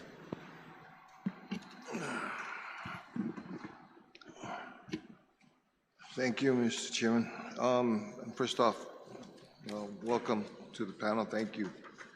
It's an interesting conversation, and I appreciate that. I guess I was getting dizzy because of the way the law is written. Okay, but in a very simple language, I guess so that we understand this right. 6.19% of what specific fund source is required to be able, I mean, what specific fund source do we get the 6.19% for the pharmaceutical fund? BPT, sir? BPT, okay. And as it's written in statute, and I can see where sometimes this is where confusion can lie, is that based on the projections of the budget, let's just use for conversation purposes, let's say that it says that $1 million or $10 million, you get you anticipate $10 million in BPT, so therefore the 6.19%, that's where your calculation is at, and that's how it's going to get allocated. Am I right? Yeah, so simple math, if it was 100 million, 6.19 would be 6,190,000. So then the appropriation then left for the body then would be 93.7 or whatever that number ends up being. Okay. And is there anywhere in the law that says that while you're going to take 6.19% of what you collected in BPT, that you will only collect it and it will only be satisfied when you get to those projected those levels that you had projected in your budget? No, sir. The cash disbursement schedule that DOA provides to GMH is predicated on what we collect, because we provide to you an appropriation allocation report and a 12-month revenue collection report. So that 12-month collection report basically is what we use for the CIR, what we projected in the budget and what we actually collected. They're juxtaposed. So you see the month that the current month and then a year ago, so you have some gauge. So what we've been doing is following the disbursement schedule that's predicated on giving them 6.19% or whatever that cumulative appropriation in the budget is throughout the course of the year. And Mr. Byrne works that out with GMH. And as he mentioned, I don't believe it's been lower in the last 3 or 4 years. After we got out of the deficit, the cumulative general fund has been very strong. So I don't believe there's been any issues, and they're only citing years up to 22. So I would imagine if they had problems with 23 and 24, even if 24 is not audited, they would have brought that to the table. But I think we're all trying to be as helpful as we possibly can.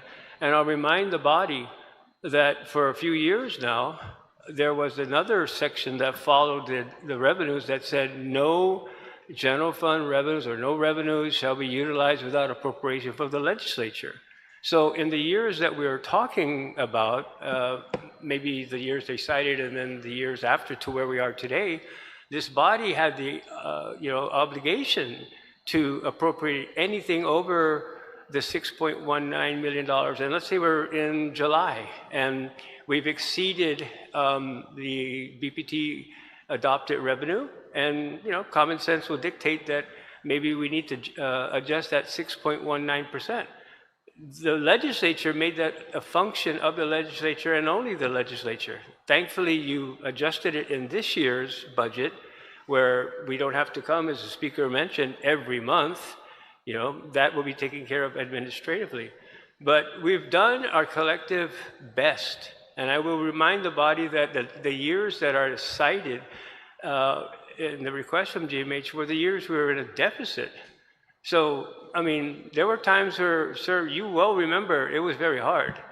So I do take the position, first and foremost, that GMH needs all the help they can get. I also take the position firmly that this isn't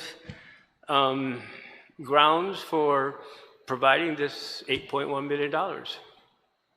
So in that presentation, it says that you feel that we believe that the amounts that we're trying to appropriate here is actually from the years that we were short.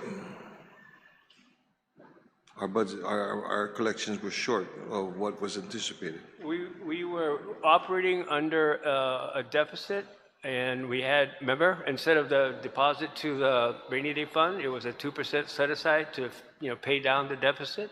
So that 2% of the general fund available for appropriation after the debt service and other things were, accounted for. That plus, spending controls, primarily from BBMR, helped eliminate that deficit. So, we're talking about the lean years. Okay. But then there is the acknowledgement that while the funds were short, that was funds that were supposed, there was still an obligation to be able to pay it, to provide it. Yeah, I believe, as Mr. Byrd said, if they got an amount that was consistent with the Budget Act, but not consistent with the collections, again, that word notwithstanding basically dictated what was going to go there. And there wasn't a reliance on the statute, as the former speaker mentioned. There was a reliance on the current budget year that controlled expenses to ensure. Yeah. I understand. Okay. But again, going back to the question, is there then still that acknowledgement that because of what was short in as far as the collections, there was that then correspondingly that shortage in the amount that should have been provided to GMH? No acknowledgement of that from me, sir. So where did the $8.1 million come from? Where did that figure come from? Where did that figure come from? I'm not entirely sure, because it's not my number, but I think it's the difference, maybe Ms. Hechanova would say, the difference between what she believes were the collections, and the budgeted appropriation. Ms. Hechanova, do you have?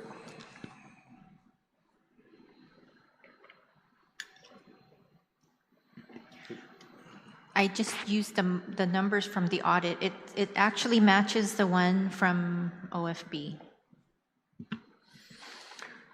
Okay. And as, sorry, Speaker, but as I explained, the audit is not a collection. The audit is an earned number. It includes receivables, i.e. money we haven't yet collected at the year end. So it's basically, so for the listening audience, differentiate between collected and earned. It's like somebody owing you money, right? If they owe you $100 and they pay you $80, you've collected $80, but you still consider the $20 owing to you. In this particular case, the way that the financial statements are compiled year after year after year is we don't just stop the revenues at September 30th for the earned amount. We include the amounts received after September 30th in respect of monies that could have been earned before September 30th, i.e., for instance, October's collections for BPT are actually earned in September.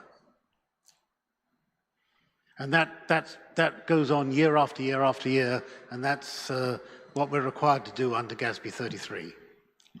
Okay, so, and you say that the audit was based on earned amounts as opposed to collected amounts. Yes, But Speaker. then you acknowledge that you've earned it already. At one point in time, you have to collect it, don't you? Yes, unfortunately, that's the difference between an accounting basis and the budgetary basis. That's one of the reasons why there's a schedule.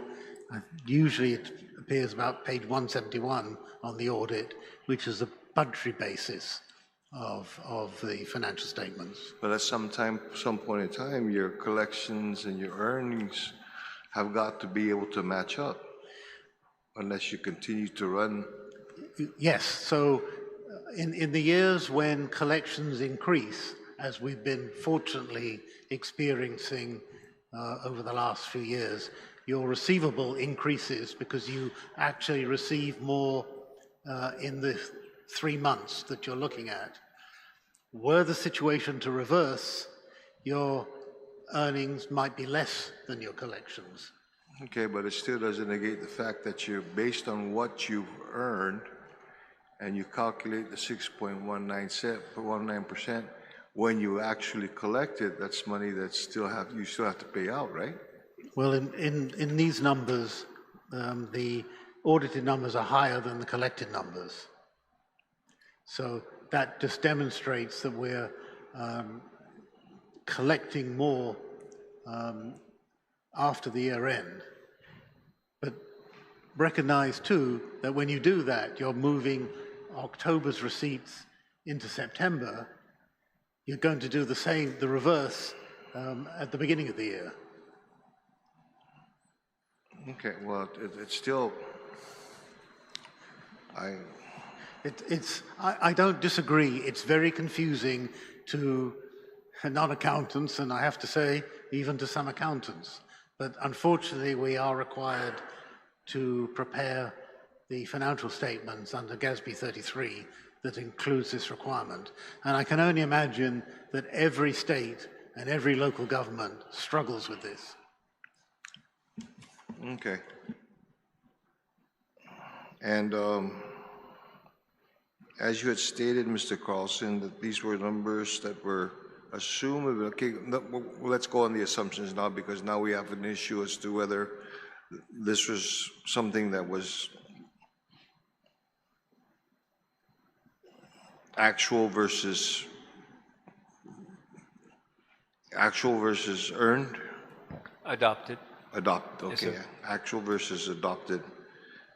And these were in the areas when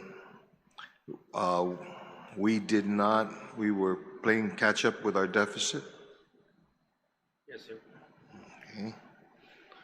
Doesn't this add to the deficit then? I don't believe so, sir, because when you use, when there's an open, very frank discussion that addressed the provision in this year's budget, moving forward to get 6.19% of everything versus what was done as a practice, 6.19% of the adopted level, never any specific return to, we collected BPT revenue such that we can adjust the pharmaceutical fund remittance to GMH by another $1 million. We've never done that. The body's never done that.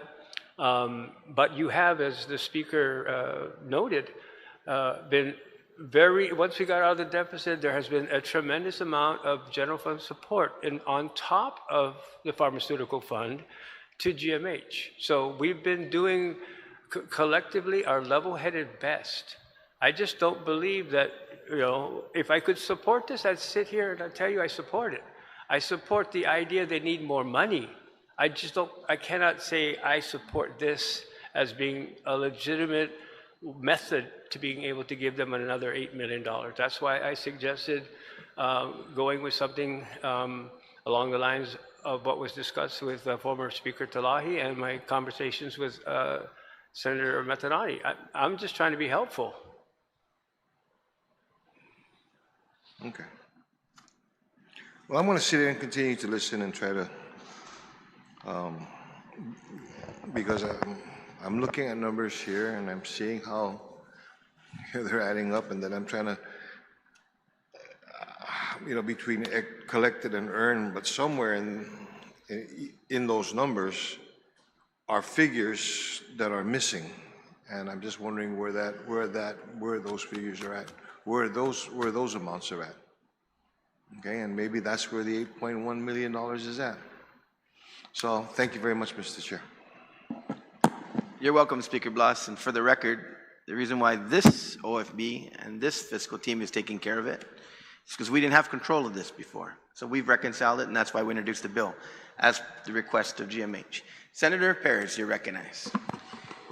Thank you, Mr. Chair. So it seems to me that there is some confusion as to what the law says and how to interpret it, obviously. And so I just did some research on that, and it does state in the law, just to confirm what public auditor said, is that 6.19% of all business privilege taxes collected in Guam shall be deposited in the Guam Memorial Hospital Authority Pharmaceuticals Fund. Okay, and then in looking at the budget bill that we just passed, it says pursuant to that section 26208 and 26208.1. So it does mention the sum of $22,828,406 is appropriated to the pharmaceutical fund. So yeah, I guess I could see why there's a confusion, because the law states one thing and then this budget law says another. And so it doesn't say notwithstanding either. And I look back at the different budget bills, this is the same language. So there's no notwithstanding clause here.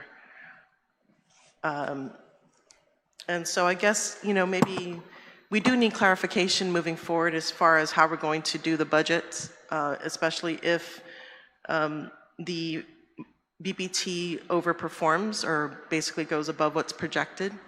There are options where, for instance, the Manpower Development Fund, where we do appropriate a certain amount, but then we also give the opportunity for any excess collections be utilized by that entity. So that's one thing, right? How we're going to go ahead and do budgets. The other complication I know that Director Byrne mentioned was the Healthier Future Fund. So that's another part of law that states 12% should go to the Guam Memorial Hospital, right? And we look at our budget bill, none of that is appropriated to the Guam Memorial Hospital. So 12% of, right now I believe it's roughly 23 million. I think it's dwindling. It's been in decline. So again, the budget bill doesn't include that, but that's what the law states, that 12% should go to 12% of the Healthy Futures Fund should go to the hospital. So again, yeah, we're inconsistent as far as how the budget bill is created, how the statute is created. And so maybe perhaps, and it's not a notwithstanding clause here. The only notwithstanding is how it's used, not the amount. So yeah, I could see why people are confused. But regardless of that, obviously the hospital needs more money. I think that's the bottom line of all of this. And we did 30 million, correct? And then a 40 million appropriation. The 30 million was fully spent, correct? And then the 40 million is not yet fully spent, is that right? The 40 million, we're still reserving the 10 million for the IT upgrades and the electrical panel. So as those invoices come in, they'll be paid with those funds. Okay. And so now this bill is looking for 8+ million more. Obviously, there's always a huge need. I think as most county hospitals, publicly run hospitals, they're usually in the red, right? And so it comes down to the local government to appropriate what is lacking, right, as far as, and I know there's been moves by the GMH to help cut costs, which is good. That's something that needs to happen. But I think really the heart of this bill is finding funding. And I think, we can go back and forth and say, okay, this percentage was not provided, per statute. which per the GCA, but it was provided per the budget bill. So that, we can continue to go back and forth on that, but ultimately, the bottom line is you guys need more money. And so I guess the performance, I think, yeah, that what makes it complicated is the underperformance and the overperformance of certain funds. We're seeing in the past years an overperformance of BPT revenues, which means we projected less than what we collected. And then we've definitely undercollected what we projected for the Healthy Futures Fund. And so somewhere we have to offset the losses, especially with the Healthy Futures Fund, which I've seen a decline in almost 50% in a matter of 5 years. And so, that is a challenge, I understand, with those that have to, allocate the money to try to achieve what we set here in appropriations. So that's why I really would like to have heard from OFB. If OFB could have been here to kind of confirm what is the status of the collections currently today. We're hearing the amount from BBMR, but I would have DOA liked... can provide that information actually more accurately. They're monitoring the revenue every day. You want to ask that question, DOA, you can. Does OFB have access to the same system? We have access, but the actual real-time access is DOA. DOA manages all accounts. If you want a balance and how we're tracking, you can ask them. Okay. OFB consistently does an analysis in terms of what the information is, but the real-time, everyday accounting is done by DOA. Okay, and then we've just heard from Director Byrne, there's no money at this time. Is that correct, Director Byrne?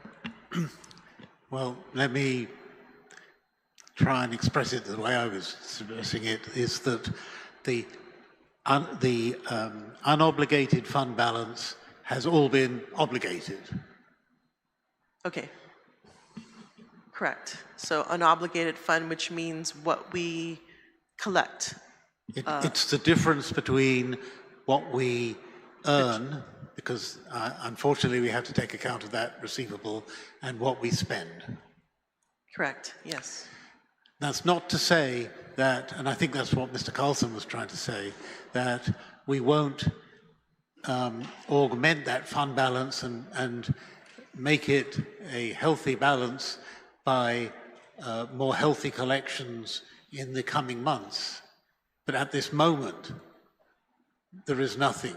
And some appropriations in the budget have anticipated revenues. The legislature will have to determine whether that's a wise way to budget or not. And I guess, in this particular case, we're talking of 8 million. We're not talking of hundreds of millions. That would be certainly much more of a concern. But my answer to the question is, at this moment, as we speak, there isn't. Mm-hmm. Okay. So question for GMH. Executive Director, again. So we've been here, we passed the public law to appropriate $40 million. $10 million is set aside for the IT.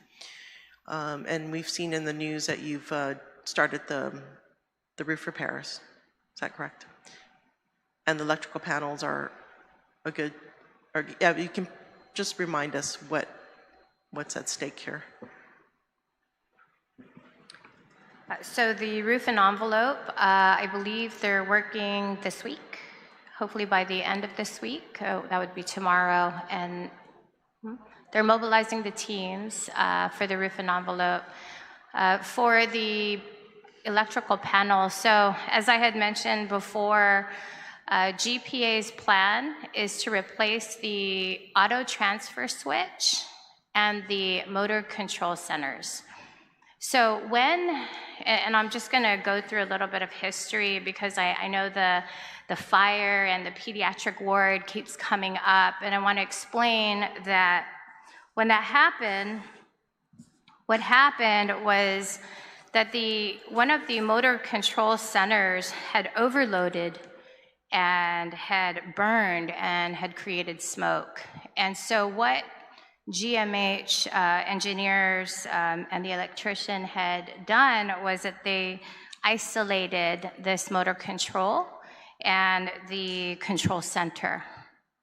And so that is the focus of GPA's initial plan, is to replace all of the motor control centers and the auto transfer switch, as well as replace all 3 generators. And so does that 40 million cover all of that? No. It doesn't, okay. How much is that a cost? So for the roof and envelope, my understanding is that 5 million covers the first year. Is that correct? Let me have operations answer that question. Okay, thank you. The roof and envelope project, we had already obligated that using the Public Law 36107, which is the maternal child health care funding, which also allows for a roof and envelope to be addressed. So that's where the 5 million is coming from for that project. The $40 million, like Dr. Argan was mentioning, will be used to address the $5 million of that will be used to address the electrical panel, and more specifically, now that we've been engaging more regularly with GPA, the first plan is to address and replace the automatic transfer switches and the motor control centers, as well as our generators. And then the remaining 5 million is to address our network infrastructure. Sorry, 5 or 10? I thought I heard 10. So a total of 10, 5 million for the electrical panel issues, or electrical issues, I should say, and then the other 5 million for the network infrastructure, IT. Okay, so to accommodate the motor switches, the transfer switches, motor control, and 3 generators, how much is the cost for that? So far, the requisitions that have come through for the motor control centers and the auto transfer switch are about 2.4 million. The generators are roughly 700, they're estimated, and we're waiting actually for that requisition. Each generator is roughly 740, just the unit, 740,000 per unit. So we're still waiting for those requisitions to come in, but the other 2 have already been signed. And so this additional 8 million, what would be, how would you use that? So the 8 million is not for CIP. The 5 million is what we wanted to put into our board resolution medical supplies fund reserve, and then the 3 million was to cover our deficit in our operational expenses or operational budget. Okay, so the 40 million would cover the electrical stuff then? Yeah, so of the 40 million, 30 million went towards the accounts payables, and then 5 million is going into renovating our IT infrastructure, and then the other 5 million is for the electrical panel. Well, not the electrical panel per se, but the electrical issues. Okay, thank you. Thank you for that clarification. So I guess the question now is for Director Byrne. You know, we always, I guess I'm gonna breach this topic.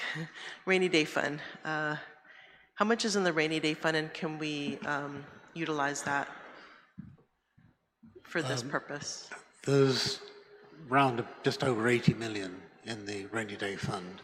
80 million? Yes. Okay. Can you use it if you follow the process? Yes, you can use it. Okay. I think Those are my questions. Thank you. Excuse me, Senator Perez. Senator Tidigui, you recognize?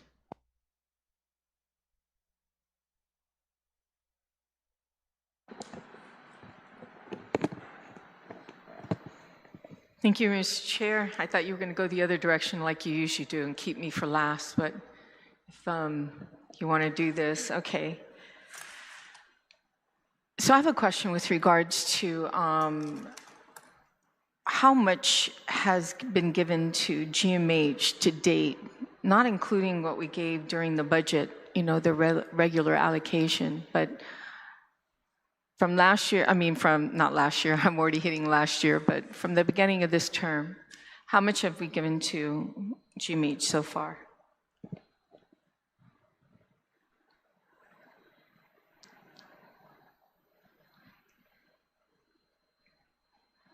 It's okay, take your time. Yeah.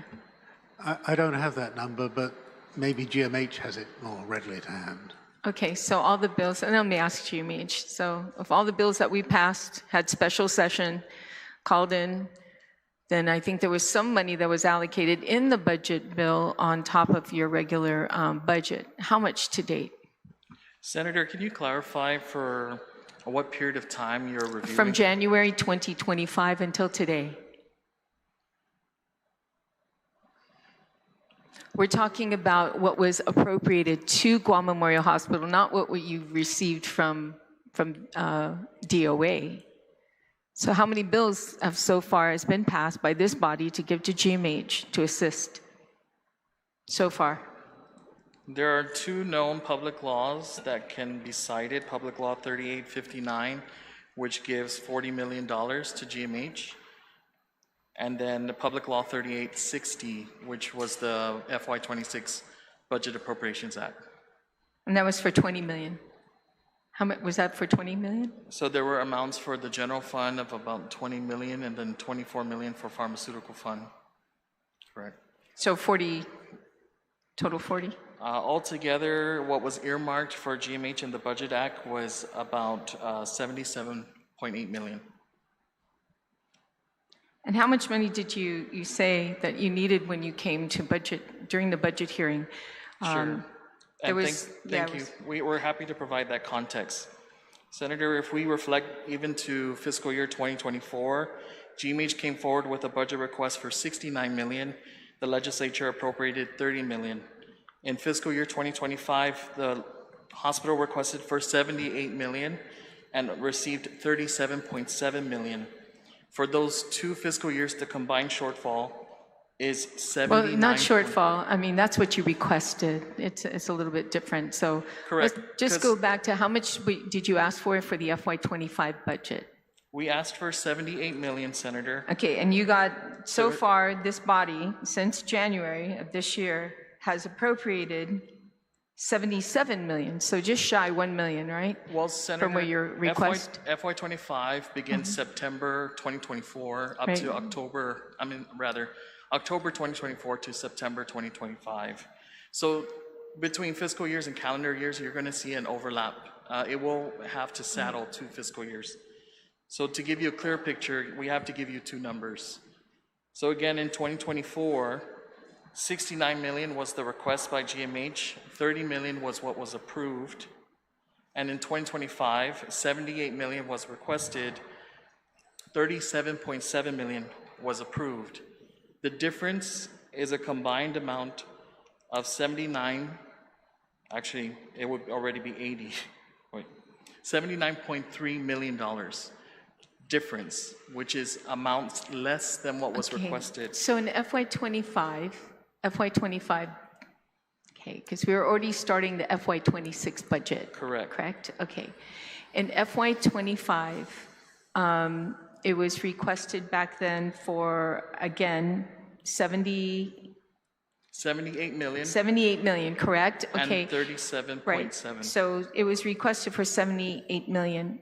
And this body gave out how much? 37.7. 37. Okay. Correct. Just wanted, okay. And from that time, from January of 2025 this year until today, we've given an additional Almost $70,000, $70 million? So there was an appropriation again from the two public laws, Right, 3859. Yeah, 40 gave million 40 and 20 million, right? Correct. Okay. And then 3860 gave our budget appropriation of Right. 77.8.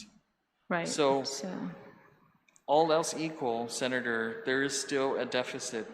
Well, I'm about just 20 talking million. about this year, okay, because, that's Right. what I want to get to. So right now, so far, we're given $77 million from from the FY '25 all the way through until FY '26.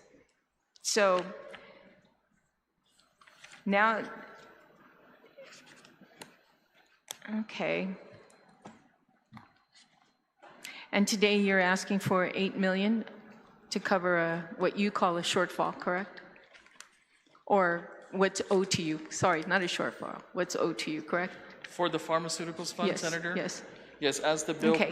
projects, there is a $8.1 million amount. As the bill projects, okay, but, and your interpretation is that you feel true to this bill is what is owed to you. Okay, so now my question to DOA, how do you determine what gets paid first? When the funding, I know you just laughed on that one, but how do you decide on that? Because I'm looking at the CRER and I'm seeing that there are other bills that have been appropriated funding and it's still sitting in the CRER as still needed and obligated. And of course, like you said, it's a big difference between what's on paper and what is reality, what was actually given to you and paid out. So how do you determine what gets paid first? I will certainly answer that, but just to confirm from the numbers I have, we've paid in fiscal year 25, I can't do it by calendar year, 75 million. Okay, in fiscal year, right, 75 million. Yeah. Okay. Well, this is the advantage of not having a deficit, is that generally we can pay obligations as they arise. The legislature appropriates over 200 million to Department of Education, right? Obviously, we can't pay all that all at once, Right. so we divide it up and pay them a certain amount each week.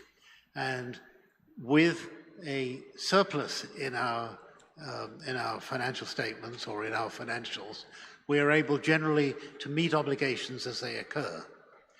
Before there was a surplus, that was an issue as to what obligation do you meet first, and Mr. Carlson, at many times when we've been addressing the budget, says debt service is first, and we have to pay payroll because we can't not pay people. So those were the kind of decisions that were taken during deficit days, but fortunately, unless we have an extraordinary event, we can generally pay obligations as they arise.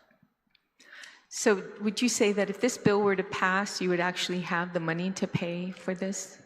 Well, and if not, how long will it take? That's a very, very excellent question. As I answered Senator Perez, the fund that we would have to draw this money from at this moment has no money in. It's not to say that next week revenues won't flow in because we collect taxes every day. Our monthly collections of BPT are roughly,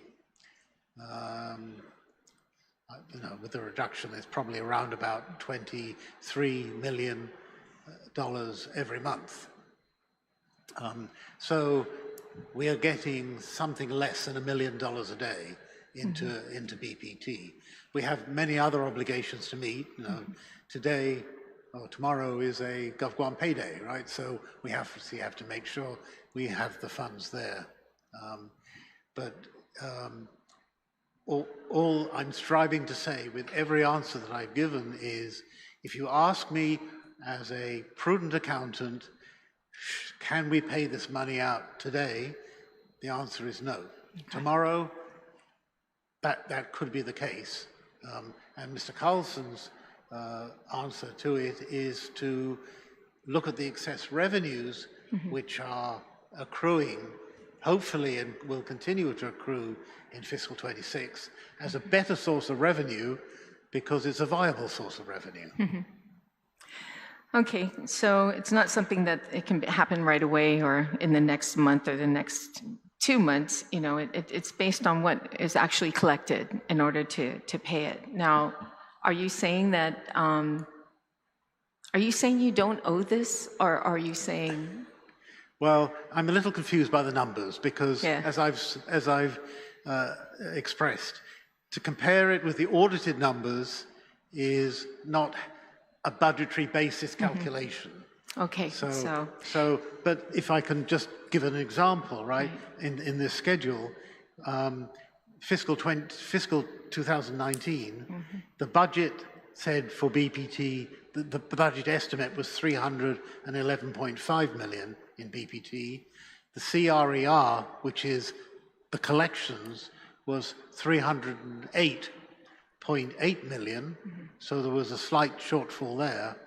But the audit showed 314.9 million because of the adjustment we have to make. So if you're going to make a comparison at all, I think you should make it with the CRER.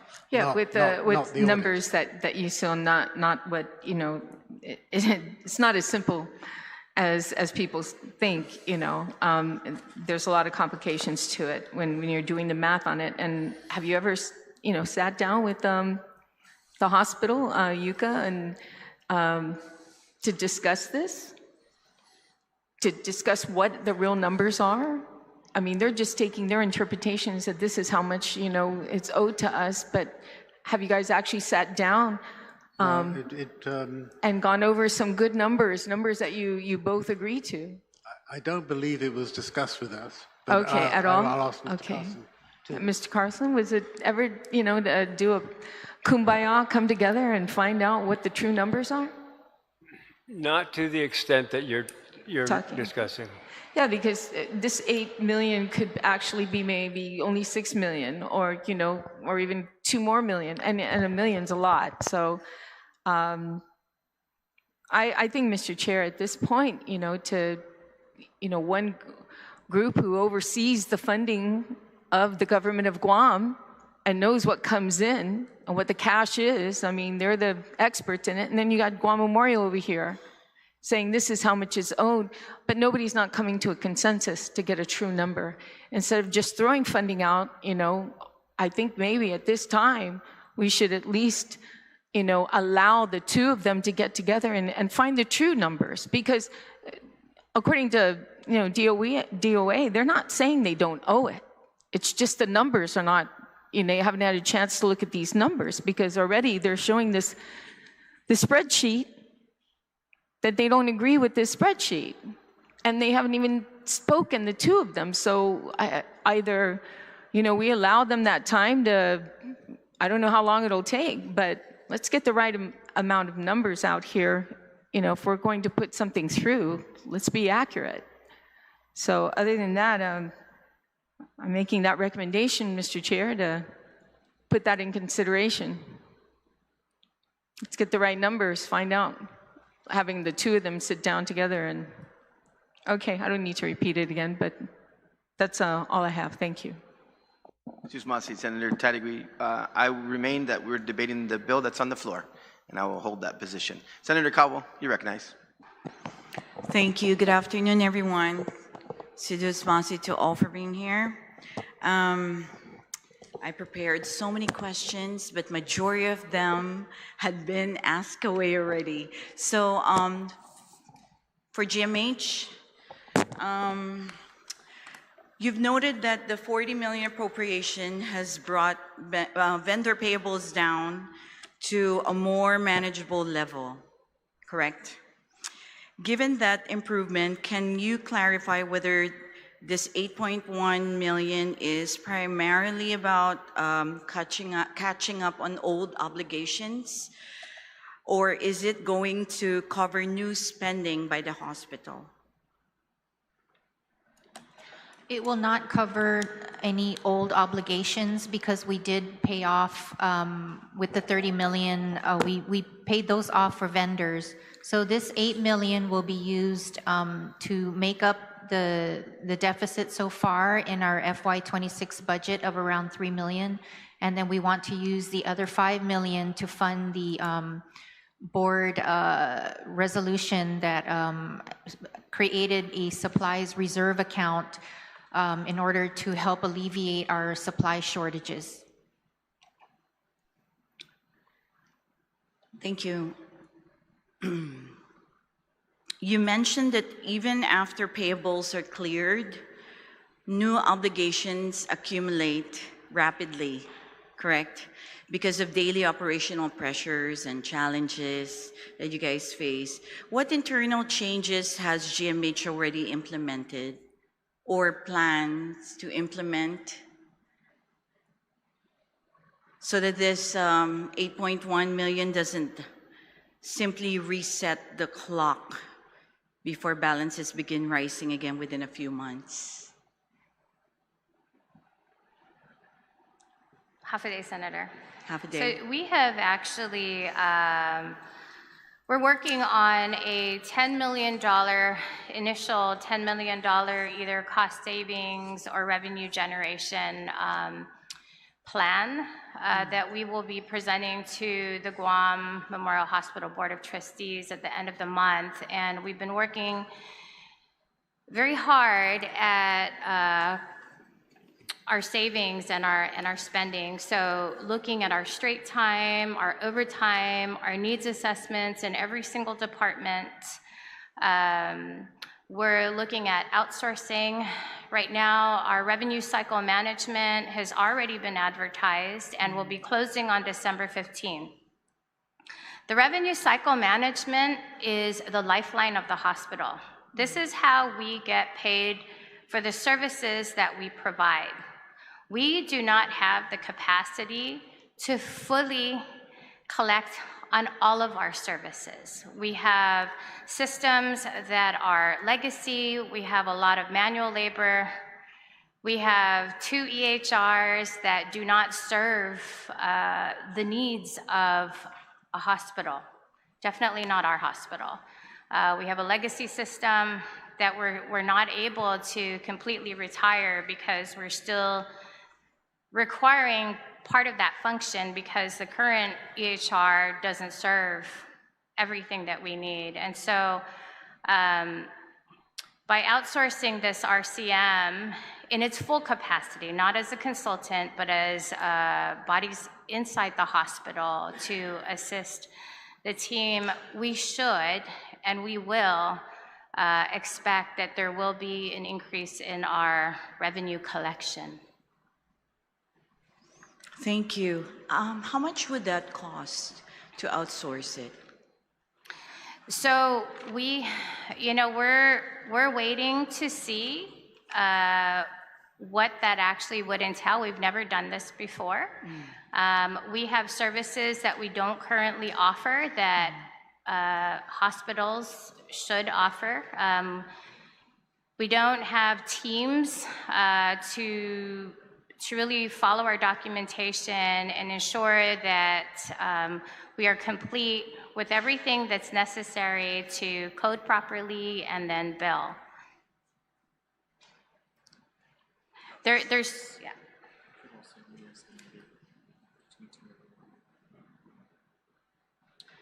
Yeah, well, we estimate that it's going to cost $2 million, but we need to discuss how the hospital will pay for some of the services, whether it's going to be meeting the key performance indicators and a percentage of that versus a hybrid model and putting out a baseline upfront cost monthly. So we know that 83% of hospitals outsource the revenue cycle management in some shape or form. GMH is going to outsource it in its entirety. When you say $2 million, is it a full contract per year, per month? Per year, I would assume? Per year. Annually, Yearly. yes, absolutely. Annually. Thank you for your answer. Have any pharmaceutical or medical supply vendors imposed stricter payment timelines, required prepayment or reduced shipment quantities in the past year?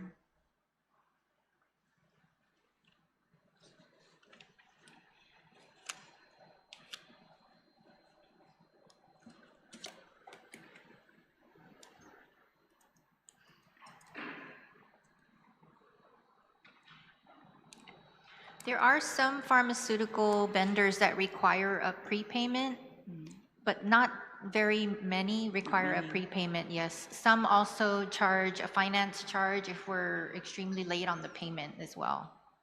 Yeah, obviously. Which is why we do not want to prepayment get. adds up to the tightness of Yes, the exactly. challenge, right? So, GMH had previously reported, obviously, as I mentioned or as I asked earlier, improved payables following the 40 million that was allocated to the hospital through Public Law 38-59. What is GMH updated outstanding vendor payable balance as of today? Do you have the figure? It's about 5.5 million right now. That's all together. Yes. You've also mentioned before that your accounts payable is fluid and it changes day to day. Can you tell us what is the monthly average growth that you've had in new vendor payables? And would this appropriation stabilize a trend? We don't really see much in growth. No. Yeah, it's pretty stable. But we have noticed price increases. Price increases. Shipping costs have also been very high. Some of the shipping costs have really been extraordinary in the last couple of years.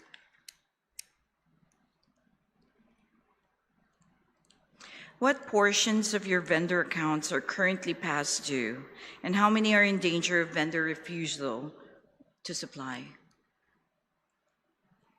Right now, we are good. We're good. Yeah, because we're really at a manageable level. Anything sitting in the 90-day bucket right now are things that we need to reconcile that may not even be a payable. They've been sitting there for a while.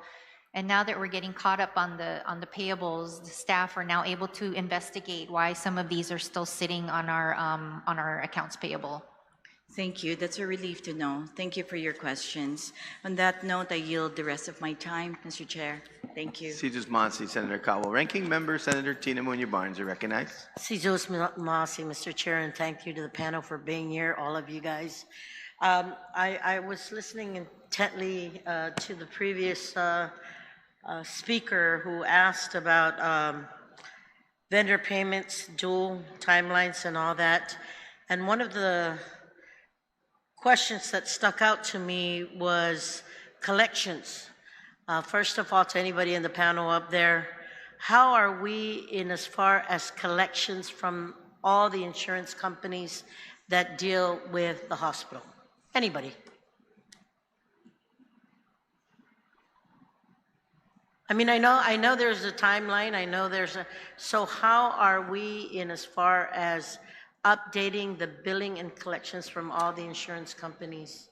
So, Senator, I would say that we are slowly increasing those collections and trying to push out the claims, and this is one of the primary reasons we are outsourcing the revenue cycle management, because we just lack the capacity to do this the way it needs to be done.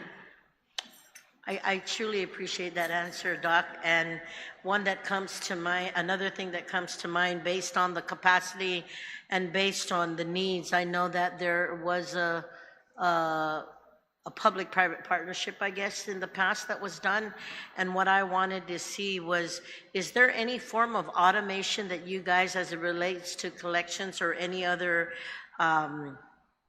processes in place or something that you can look at to streamline and to update the procedures that you have on hand for whether it be collections, whether it be for medical reports, but just everything. Yes. Have you looked at automation, and where are we at to that to date? Yes, that's actually a big focus of mine.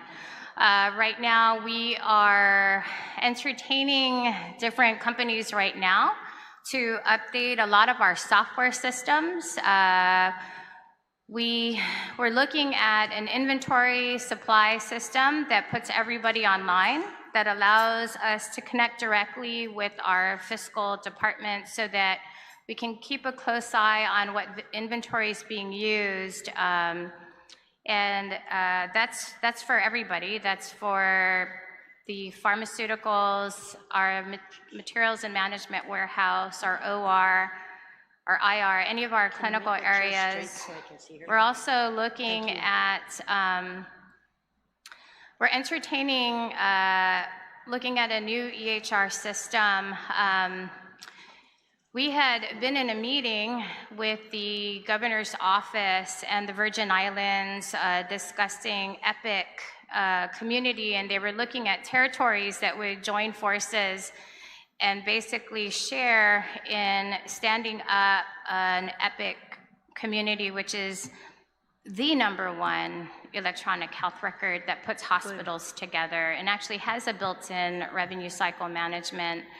GMH has taken that a little further and is exploring other government agencies that already have EPIC community. So instead of being a standalone agency and paying that huge upfront cost, seeing whether or not we can piggyback off of another community sister government agency. I truly appreciate that answer as I was looking at based on what has happened in the past, what is happening today, and what we're going to need for the future. I think that the efforts of moving forward and working and leveraging what you can with other jurisdictions could be a win-win for the community.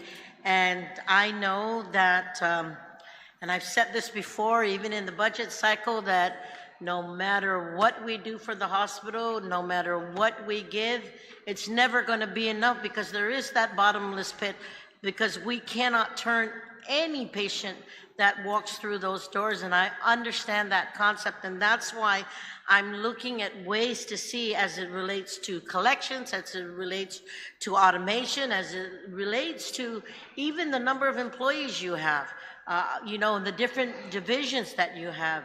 Are you working through attrition? Are you working with a recommendation? I know that when the new board director came in, Mendiola, they were talking about how to cut and streamline the employees there. How is that coming along?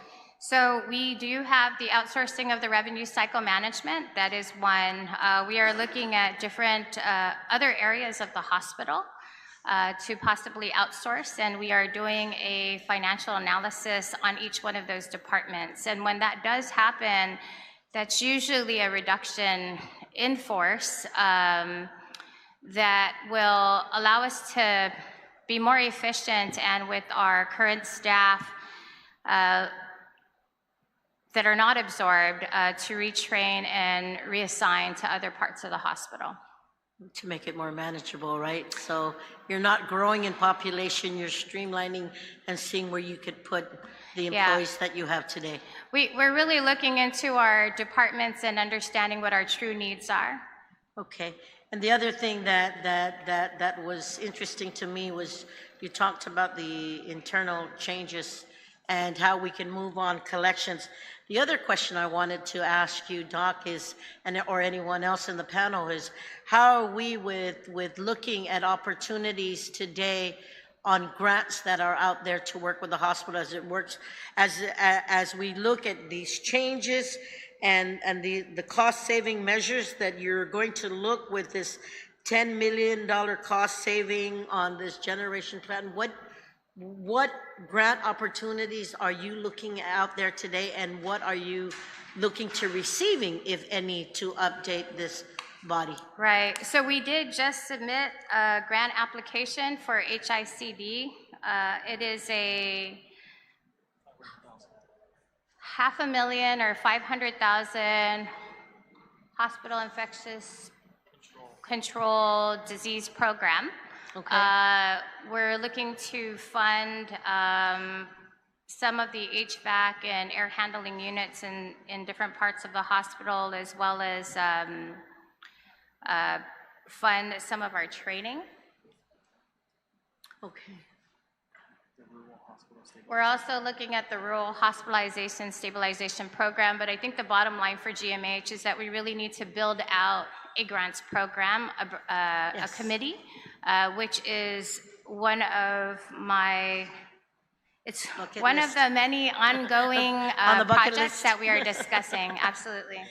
Okay, and like I said, for me, I'm one of those policymakers that want to look at working with the agencies to see how we can improve.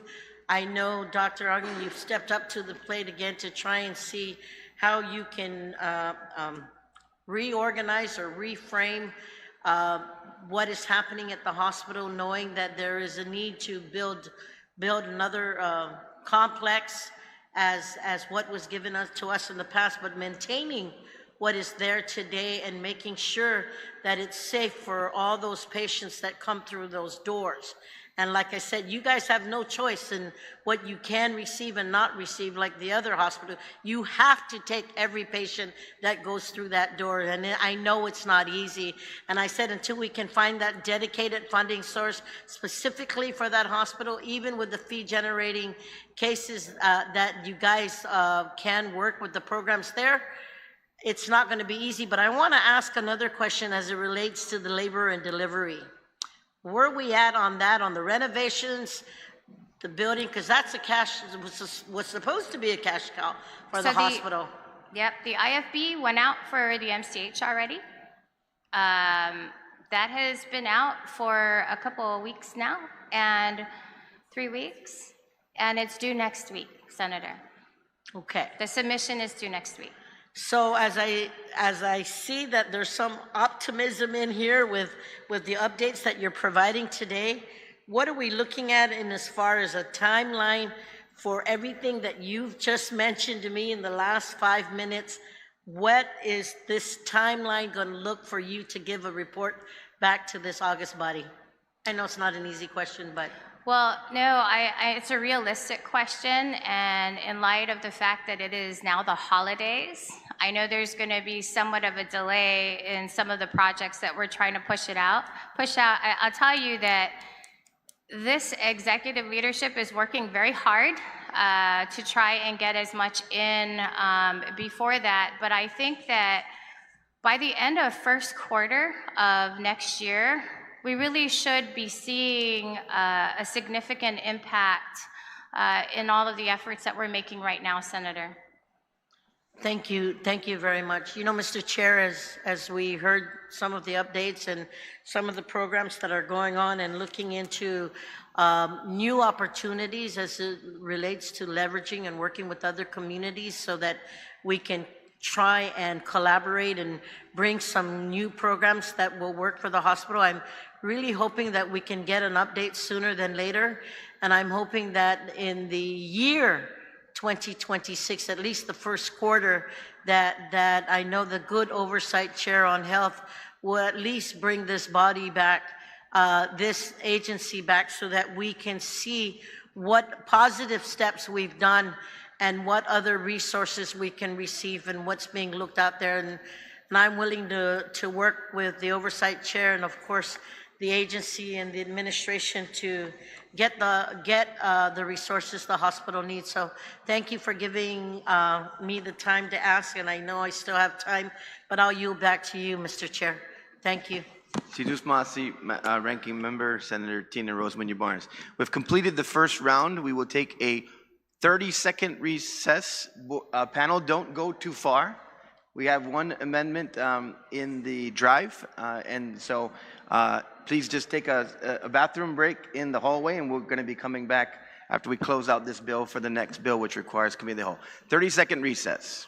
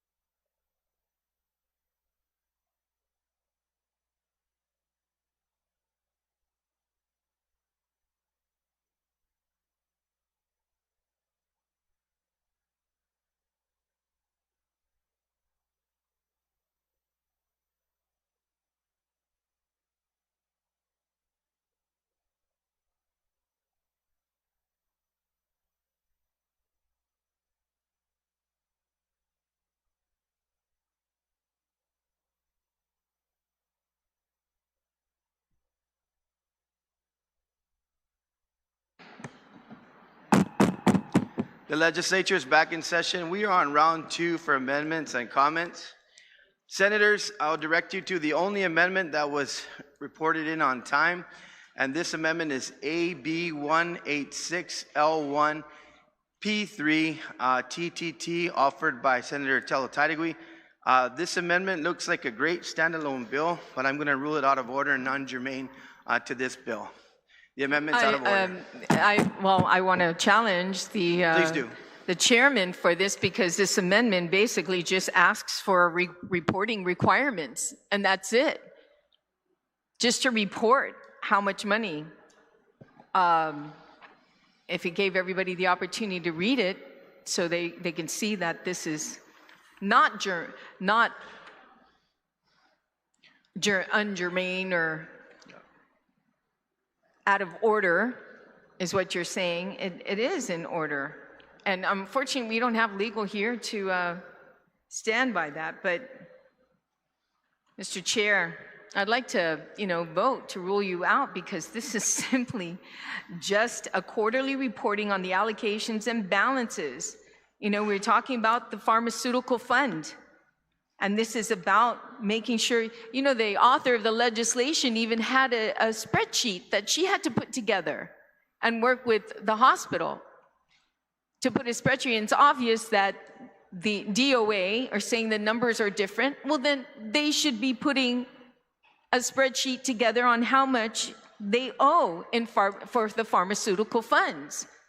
And that's what this amendment does. It only requires DOA and BBMR to put a request to a reporting of allocations and balances, so we get the correct number. Because we heard them, like I said, they're saying the number is different from what the hospital is saying. And that's all my amendment does. So it is germane, because it talks about the pharmaceutical funds.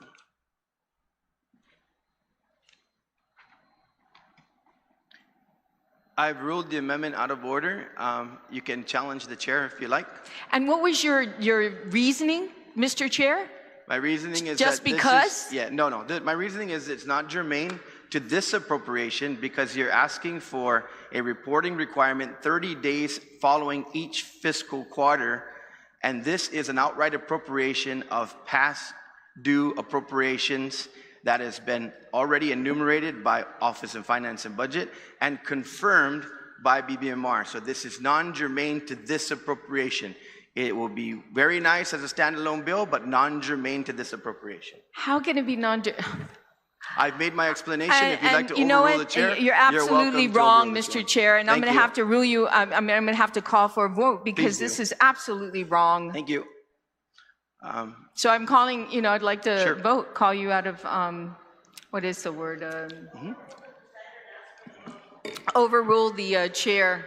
There's been a motion to overrule the presiding chair on this amendment being non-germane. All in favor of overruling the chair, please indicate by raising your hand. Motion fails. Colleagues, there are no amendments left in the drive, and so this is 5 minutes for comments on this particular bill before the author makes a motion on the bill and reporting back to the committee. Any senator wish to express any comments on this bill? Of course. Senator Tadigui, you recognize. I had no problem with this bill, because we've seen countless times of an excess revenue.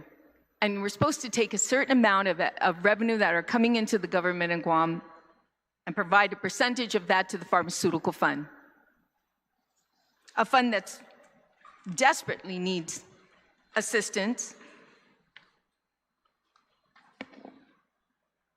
But here we are, not even doing our due diligence into finding exactly how much is owed. You've got two different, agencies here, one that oversees the finances of our government, and then you have Guam Memorial Hospital, who says, this is the amount that's owed. And then we heard from DOA that no, the numbers in this spreadsheet are wrong. And I've asked, Mr. Chair, to be more responsible and have the two of them get together to come up with how much is really owed. But for some reason, you don't think that's important. I think it is important because any amount of money that can be placed in other areas that desperately need it, need that money. We hear that the acting director of Guam Memorial Hospital is saving money in salaries, like $10 million she's trying to cut in salaries, but yet she's asking for $3 million more. On top of that, we constantly come to this body, keep throwing money at GMH and not really seeing any progress other than them coming back here every other month asking for more funding. And our hospital is still in the same position. At least we can get the numbers right. The bill says 8 million, but DOA says no, because he looked at the calculations, but no, we'll just disregard it. It doesn't mean anything at all. So what? I don't care. That's not being fiscally responsible. That's not a good person who oversees finances to just let it go. We don't have that luxury because if you look at the CRER report right now, you'll see we're 10 million in the negative. 10 million in the negative. This is so disappointing. And to have an amendment that simply requires for quarterly reporting and allocations, it doesn't mean just because we started a fiscal year that we can't start quarterly reporting. It's done every 3 months.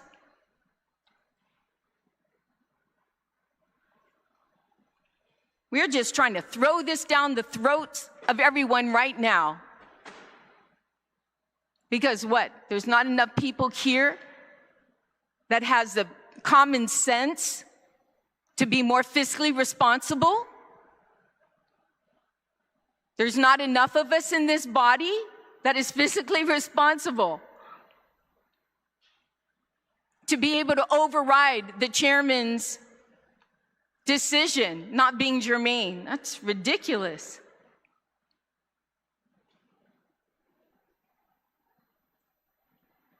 You think that it's still raining federal funds over our heads while our roads, our schools, not just Guam Memorial Hospital, but other places that desperately need funding. We still have a major homeless issue.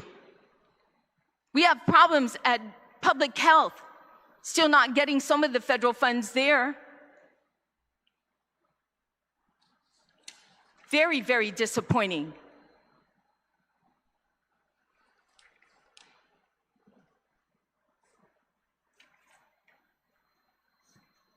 I hope people are watching, because all throughout this time, I've been trying to keep my cool. But right now, this is irresponsible.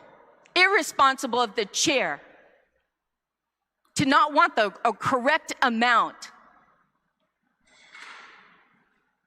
You even heard it, Mr. Chair, the two of them, they didn't even talk to each other.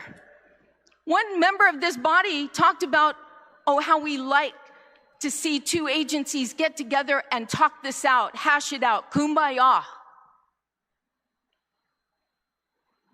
And we can make that happen as a body so that the numbers are right. And not just a fictitious number, just like the number that was in the budget bill when supposedly there's this $35 million that's out there. And you swore up and down, there's 35 million, and it took 4 people to say, no, there wasn't 35 million. The reality, it wasn't. And here we have the same situation. Thank you, Senator Tadigui. Any other member wish to have any comments on this bill? Any other member wish to comment on the bill? Senator Tadigui, or Terlahi, you're recognized. Thank you. Yeah, unfortunately, so this bill wants to give $8 million to GMH. I don't think anybody has a problem with giving money to GMH. The problem is that the bill, as written, says it's going to come from the general fund. And we heard from BBMR and DOA, there is no balance left in that accumulated surplus. And the amounts that this says we're paying it for, we're paying for what GMH claims we owe them for pharmaceutical funds is not correct. I think if they would just finish the accounting of what they think they were entitled to since 2019, 2020, 21, 22 to today, versus what we have paid them from excess funds, far exceeds. Even if we follow their interpretation, it far exceeds what they were entitled to under the pharmaceutical funds. So they offered us a solution to get GMH some real money immediately. And that is by changing another law, the law that said we're going to give them $20 million in the far future. We just need to amend that to give it to them from whatever excess comes in this year, FY26. And just simply move on that, as opposed to arguing when they won't even finish the accounting. They haven't finished the accounting. I also have an issue with, here we are, we're on the floor, we're in committee of the whole. We never received a fiscal note that says really anything.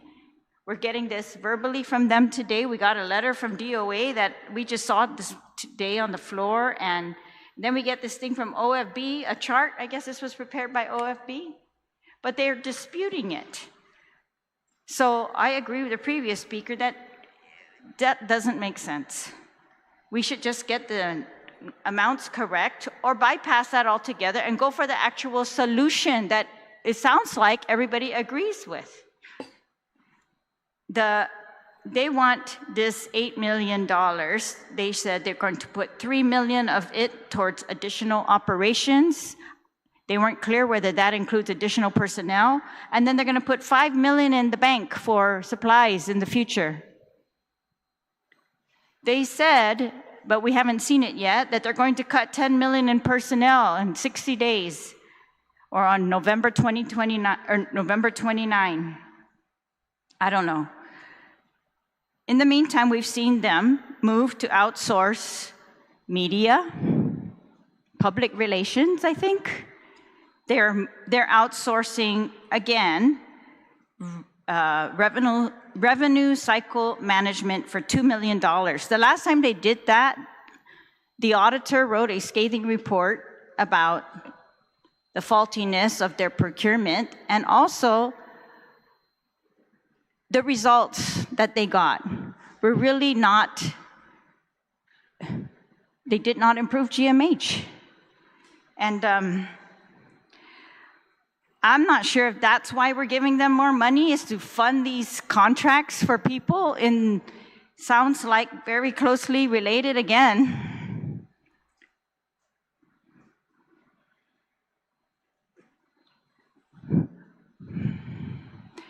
And I don't think that we should do that. I very much agree with the previous speaker and mover of the amendment that what could be more germane to a bill giving money than requesting a report on the money? I don't even know what is the problem in here that we can't entertain an amendment requiring a report from GMH or from DOA, not even GMH. It doesn't even bother GMH. It's DOA and BBMR are going to give us this report on the pharmaceutical fund so that this problem that we're addressing supposedly by this bill will never ever happen again. But oh no, we can't discuss that. We can't get the proper accounting by having these organizations work together. We can't flush out any more of this. Thank you, Senator. They say they're going to cut, and then they're not. I make a motion, Mr. Chair, to move this bill back to the committee so that we can do all of that work and get those answers and give GMH money that we can all agree to and not do something controversial. Your time is up. There's been a motion to refer the bill back to committee. Objection. There's an objection. All in favor of referring the bill back to committee, please indicate by raising your hand. Motion fails. For the record, BBMR concurred. There's $8.1 million that's owed. Senator Barnett? No, they did not. Yes, they did. No. We'll go back to the tape, Senator. They concurred, and I'll play it for you, that they concur with OFB's calculation. Yes, but not if you account for what we've given to them. That may have been what. They concurred that the But that's not $8.1 complete. million is a correct You number. also heard them Senator say Barnett, you are recognized. they didn't account Senator for what Barnett. we gave them, $70 Senator million. Barnett, you are recognized. Si dos masi, Mr. Chair.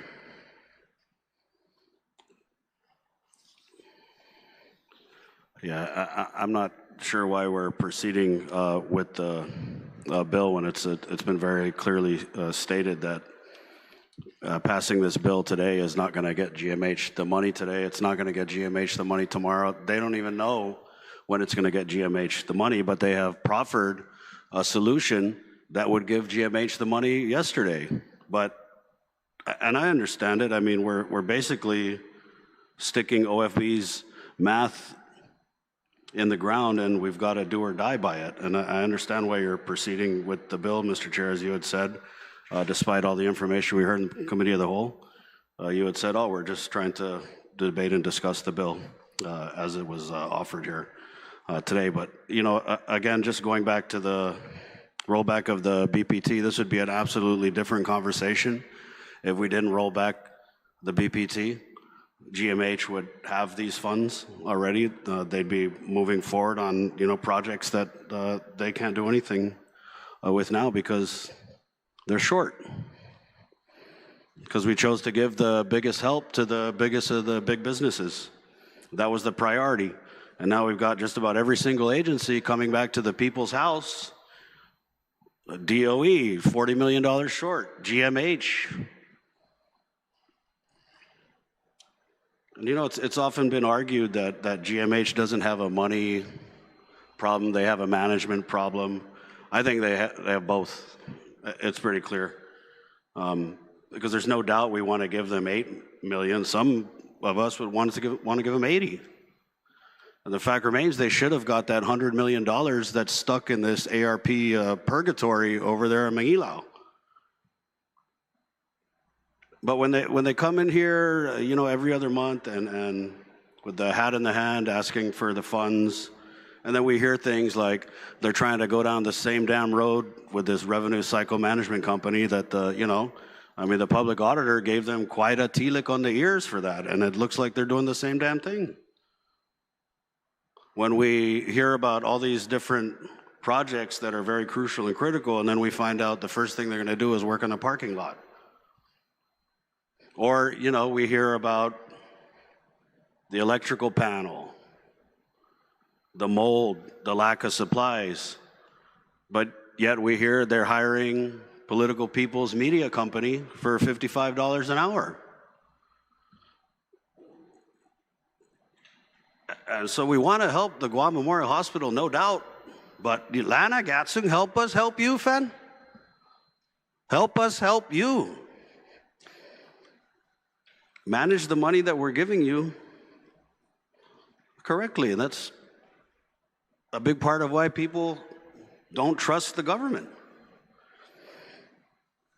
And here we are in this Committee of the Whole, raising our voices, getting mad when really I don't even know what we're doing here if they're saying that the money's not here.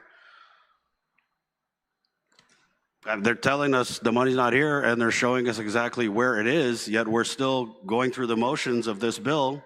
So, you know, some of my colleagues can check a little box and say that they gave Guam Memorial Hospital money, when the reality is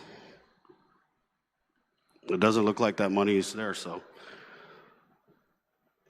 I'm not even sure why we're proceeding. And I too would like to also just make a motion to send the bill back to committee so that we can do it right. I mean, we're not saying don't give GMH money. We're just saying if we're going to give GMH money, let's make sure that the money's actually there, that it's from a legit source, so that we can take care of the very real problems at the Guam Memorial Hospital, because the very real problems at the Guam Memorial Hospital require real funds, not farcical financing. So again, I renew the motion made by the retiring speaker to send the bill back to committee, and let's do it right, Gatson. Senator Barnett, your motion would be to reconsider since we've already disposed of that action. So please correct your motion. Okay, my motion is to reconsider the actions of the body on the previous motion that was made that failed. On the reconsideration of the actions of the body that failed? Objection. There's been an objection. All in favor of the reconsideration? Motion fails. Anyone else wish to speak on Bill 18638? Senator Gumatauto, you're recognized. Thank you, Mr. Chair. And I just want to start with this. I just want to read this from the Mason's Rules, Chapter 12, Decorum and Debate. Section 121, Use of Disorderly Words in Debate. Number 1, no member may indulge in personalities, impugn motives of members, or use indecent or profane language. I start with that, Mr. Chair, as I'm here with all of the members of this body looking to get a solution for the Guam Memorial Hospital. And my motivations are clear, and I didn't ask anyone in here to figure out my motivations to vote up or down on a measure. So with all due respect, I would say I probably should have stood up a little bit sooner, Mr. Chair, but I will say there's no one in this room that knows it except for me. With that said, Mr. Chair, I want to just start by saying that if this bill is approved, it will ensure that resources that GMHA was supposed to get these last few fiscal years in accordance with the pharmaceuticals law reaches the hospital and the very patients entrusted to its care. I just got here 11 months ago. There's folks in here that have been here a little longer. And let me say that again, supposed to get in the last few fiscal years. Great ideas. Where were the policies? Well, this one is it. We attempted, Mr. Speaker, and I appreciate the work of the Health Committee Chairperson for her work on this issue, including the initial attempt to have this policy put forward to the fiscal year 2026 budget session. Now, with that said, I'm thankful that we went through the hearing process, we got here, and this is thus one of the solutions. And I am supporting this. And again, my motivations are very clear.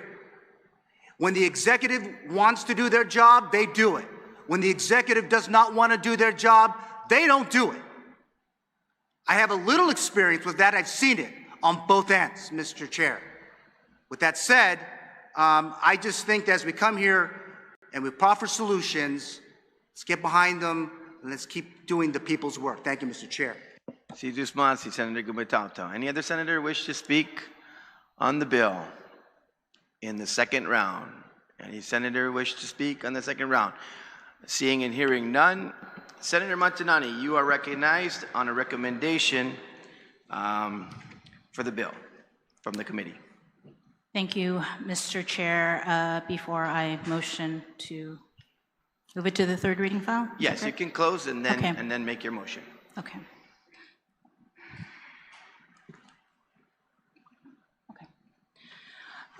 Thank you again, Mr. Chair. We all talk about supporting the Guam Memorial Hospital. We all talk about strengthening healthcare. We all want to see action over rhetoric. And today, just a few minutes ago, that's what I heard was a bunch of rhetoric, a bunch of noise. I said this in the first session, don't drink the Kool-Aid. There was a lot of Kool-Aid being spilled today. And it really is so surprising and so disingenuous, especially when we talk about questioning the numbers, the sheet that I got from the Office of Finance and Budget. It was in, and the fact that people don't believe these numbers. They don't trust these numbers. Just because DOA came here and said, oh, well, we didn't disagree with these numbers. How many times has DOA came here to this legislature where we questioned them and didn't necessarily believe what they were saying? But these numbers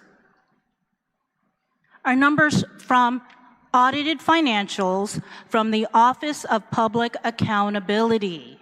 That's where they are from, and they are real. And again, it shows, according to my bill, $2.3 million from fiscal year 2019. That's how much the Guam Memorial Hospital was shorted. $392,000 from FY 2021. $2.2 million from fiscal year 2022. $3.1 million from fiscal year 2023. Altogether, this amounts to a total shortfall of $8.1 million. But today, I'm hearing that this paper, these numbers, this audit, from OFB, it's nothing. That's not true. And I'm also hearing that where's the progress? We haven't seen any progress at the Guam Memorial Hospital. That's not true either. When I've talked to the Guam Memorial Hospital, these last 11 months that I've been here, that this new Republican majority has been here, this is the most progress they have seen, the most help they have seen to the Guam Memorial Hospital in the last 8 years. So once again, I'm urging my colleagues to please support this bill. And before I motion to move it to the third reading file and rise out of the committee of the whole on this particular bill, I would like to add Senator Shelley Calvo as one of the co-sponsors. On that motion, are there objections? Objection. The auditor has said that the appropriations the legislature has given to GMH of 70 million plus far exceed the 8 million in this bill. What are you objecting to? Please listen, Senator. The motion is to add a co-sponsor. We are not moving the bill. You object I have no to objection to the co-sponsor. So we will dispose of that motion, Senator. On that motion to add Senator Calvo as a co-sponsor, are there any objections? No objections? We are in recess.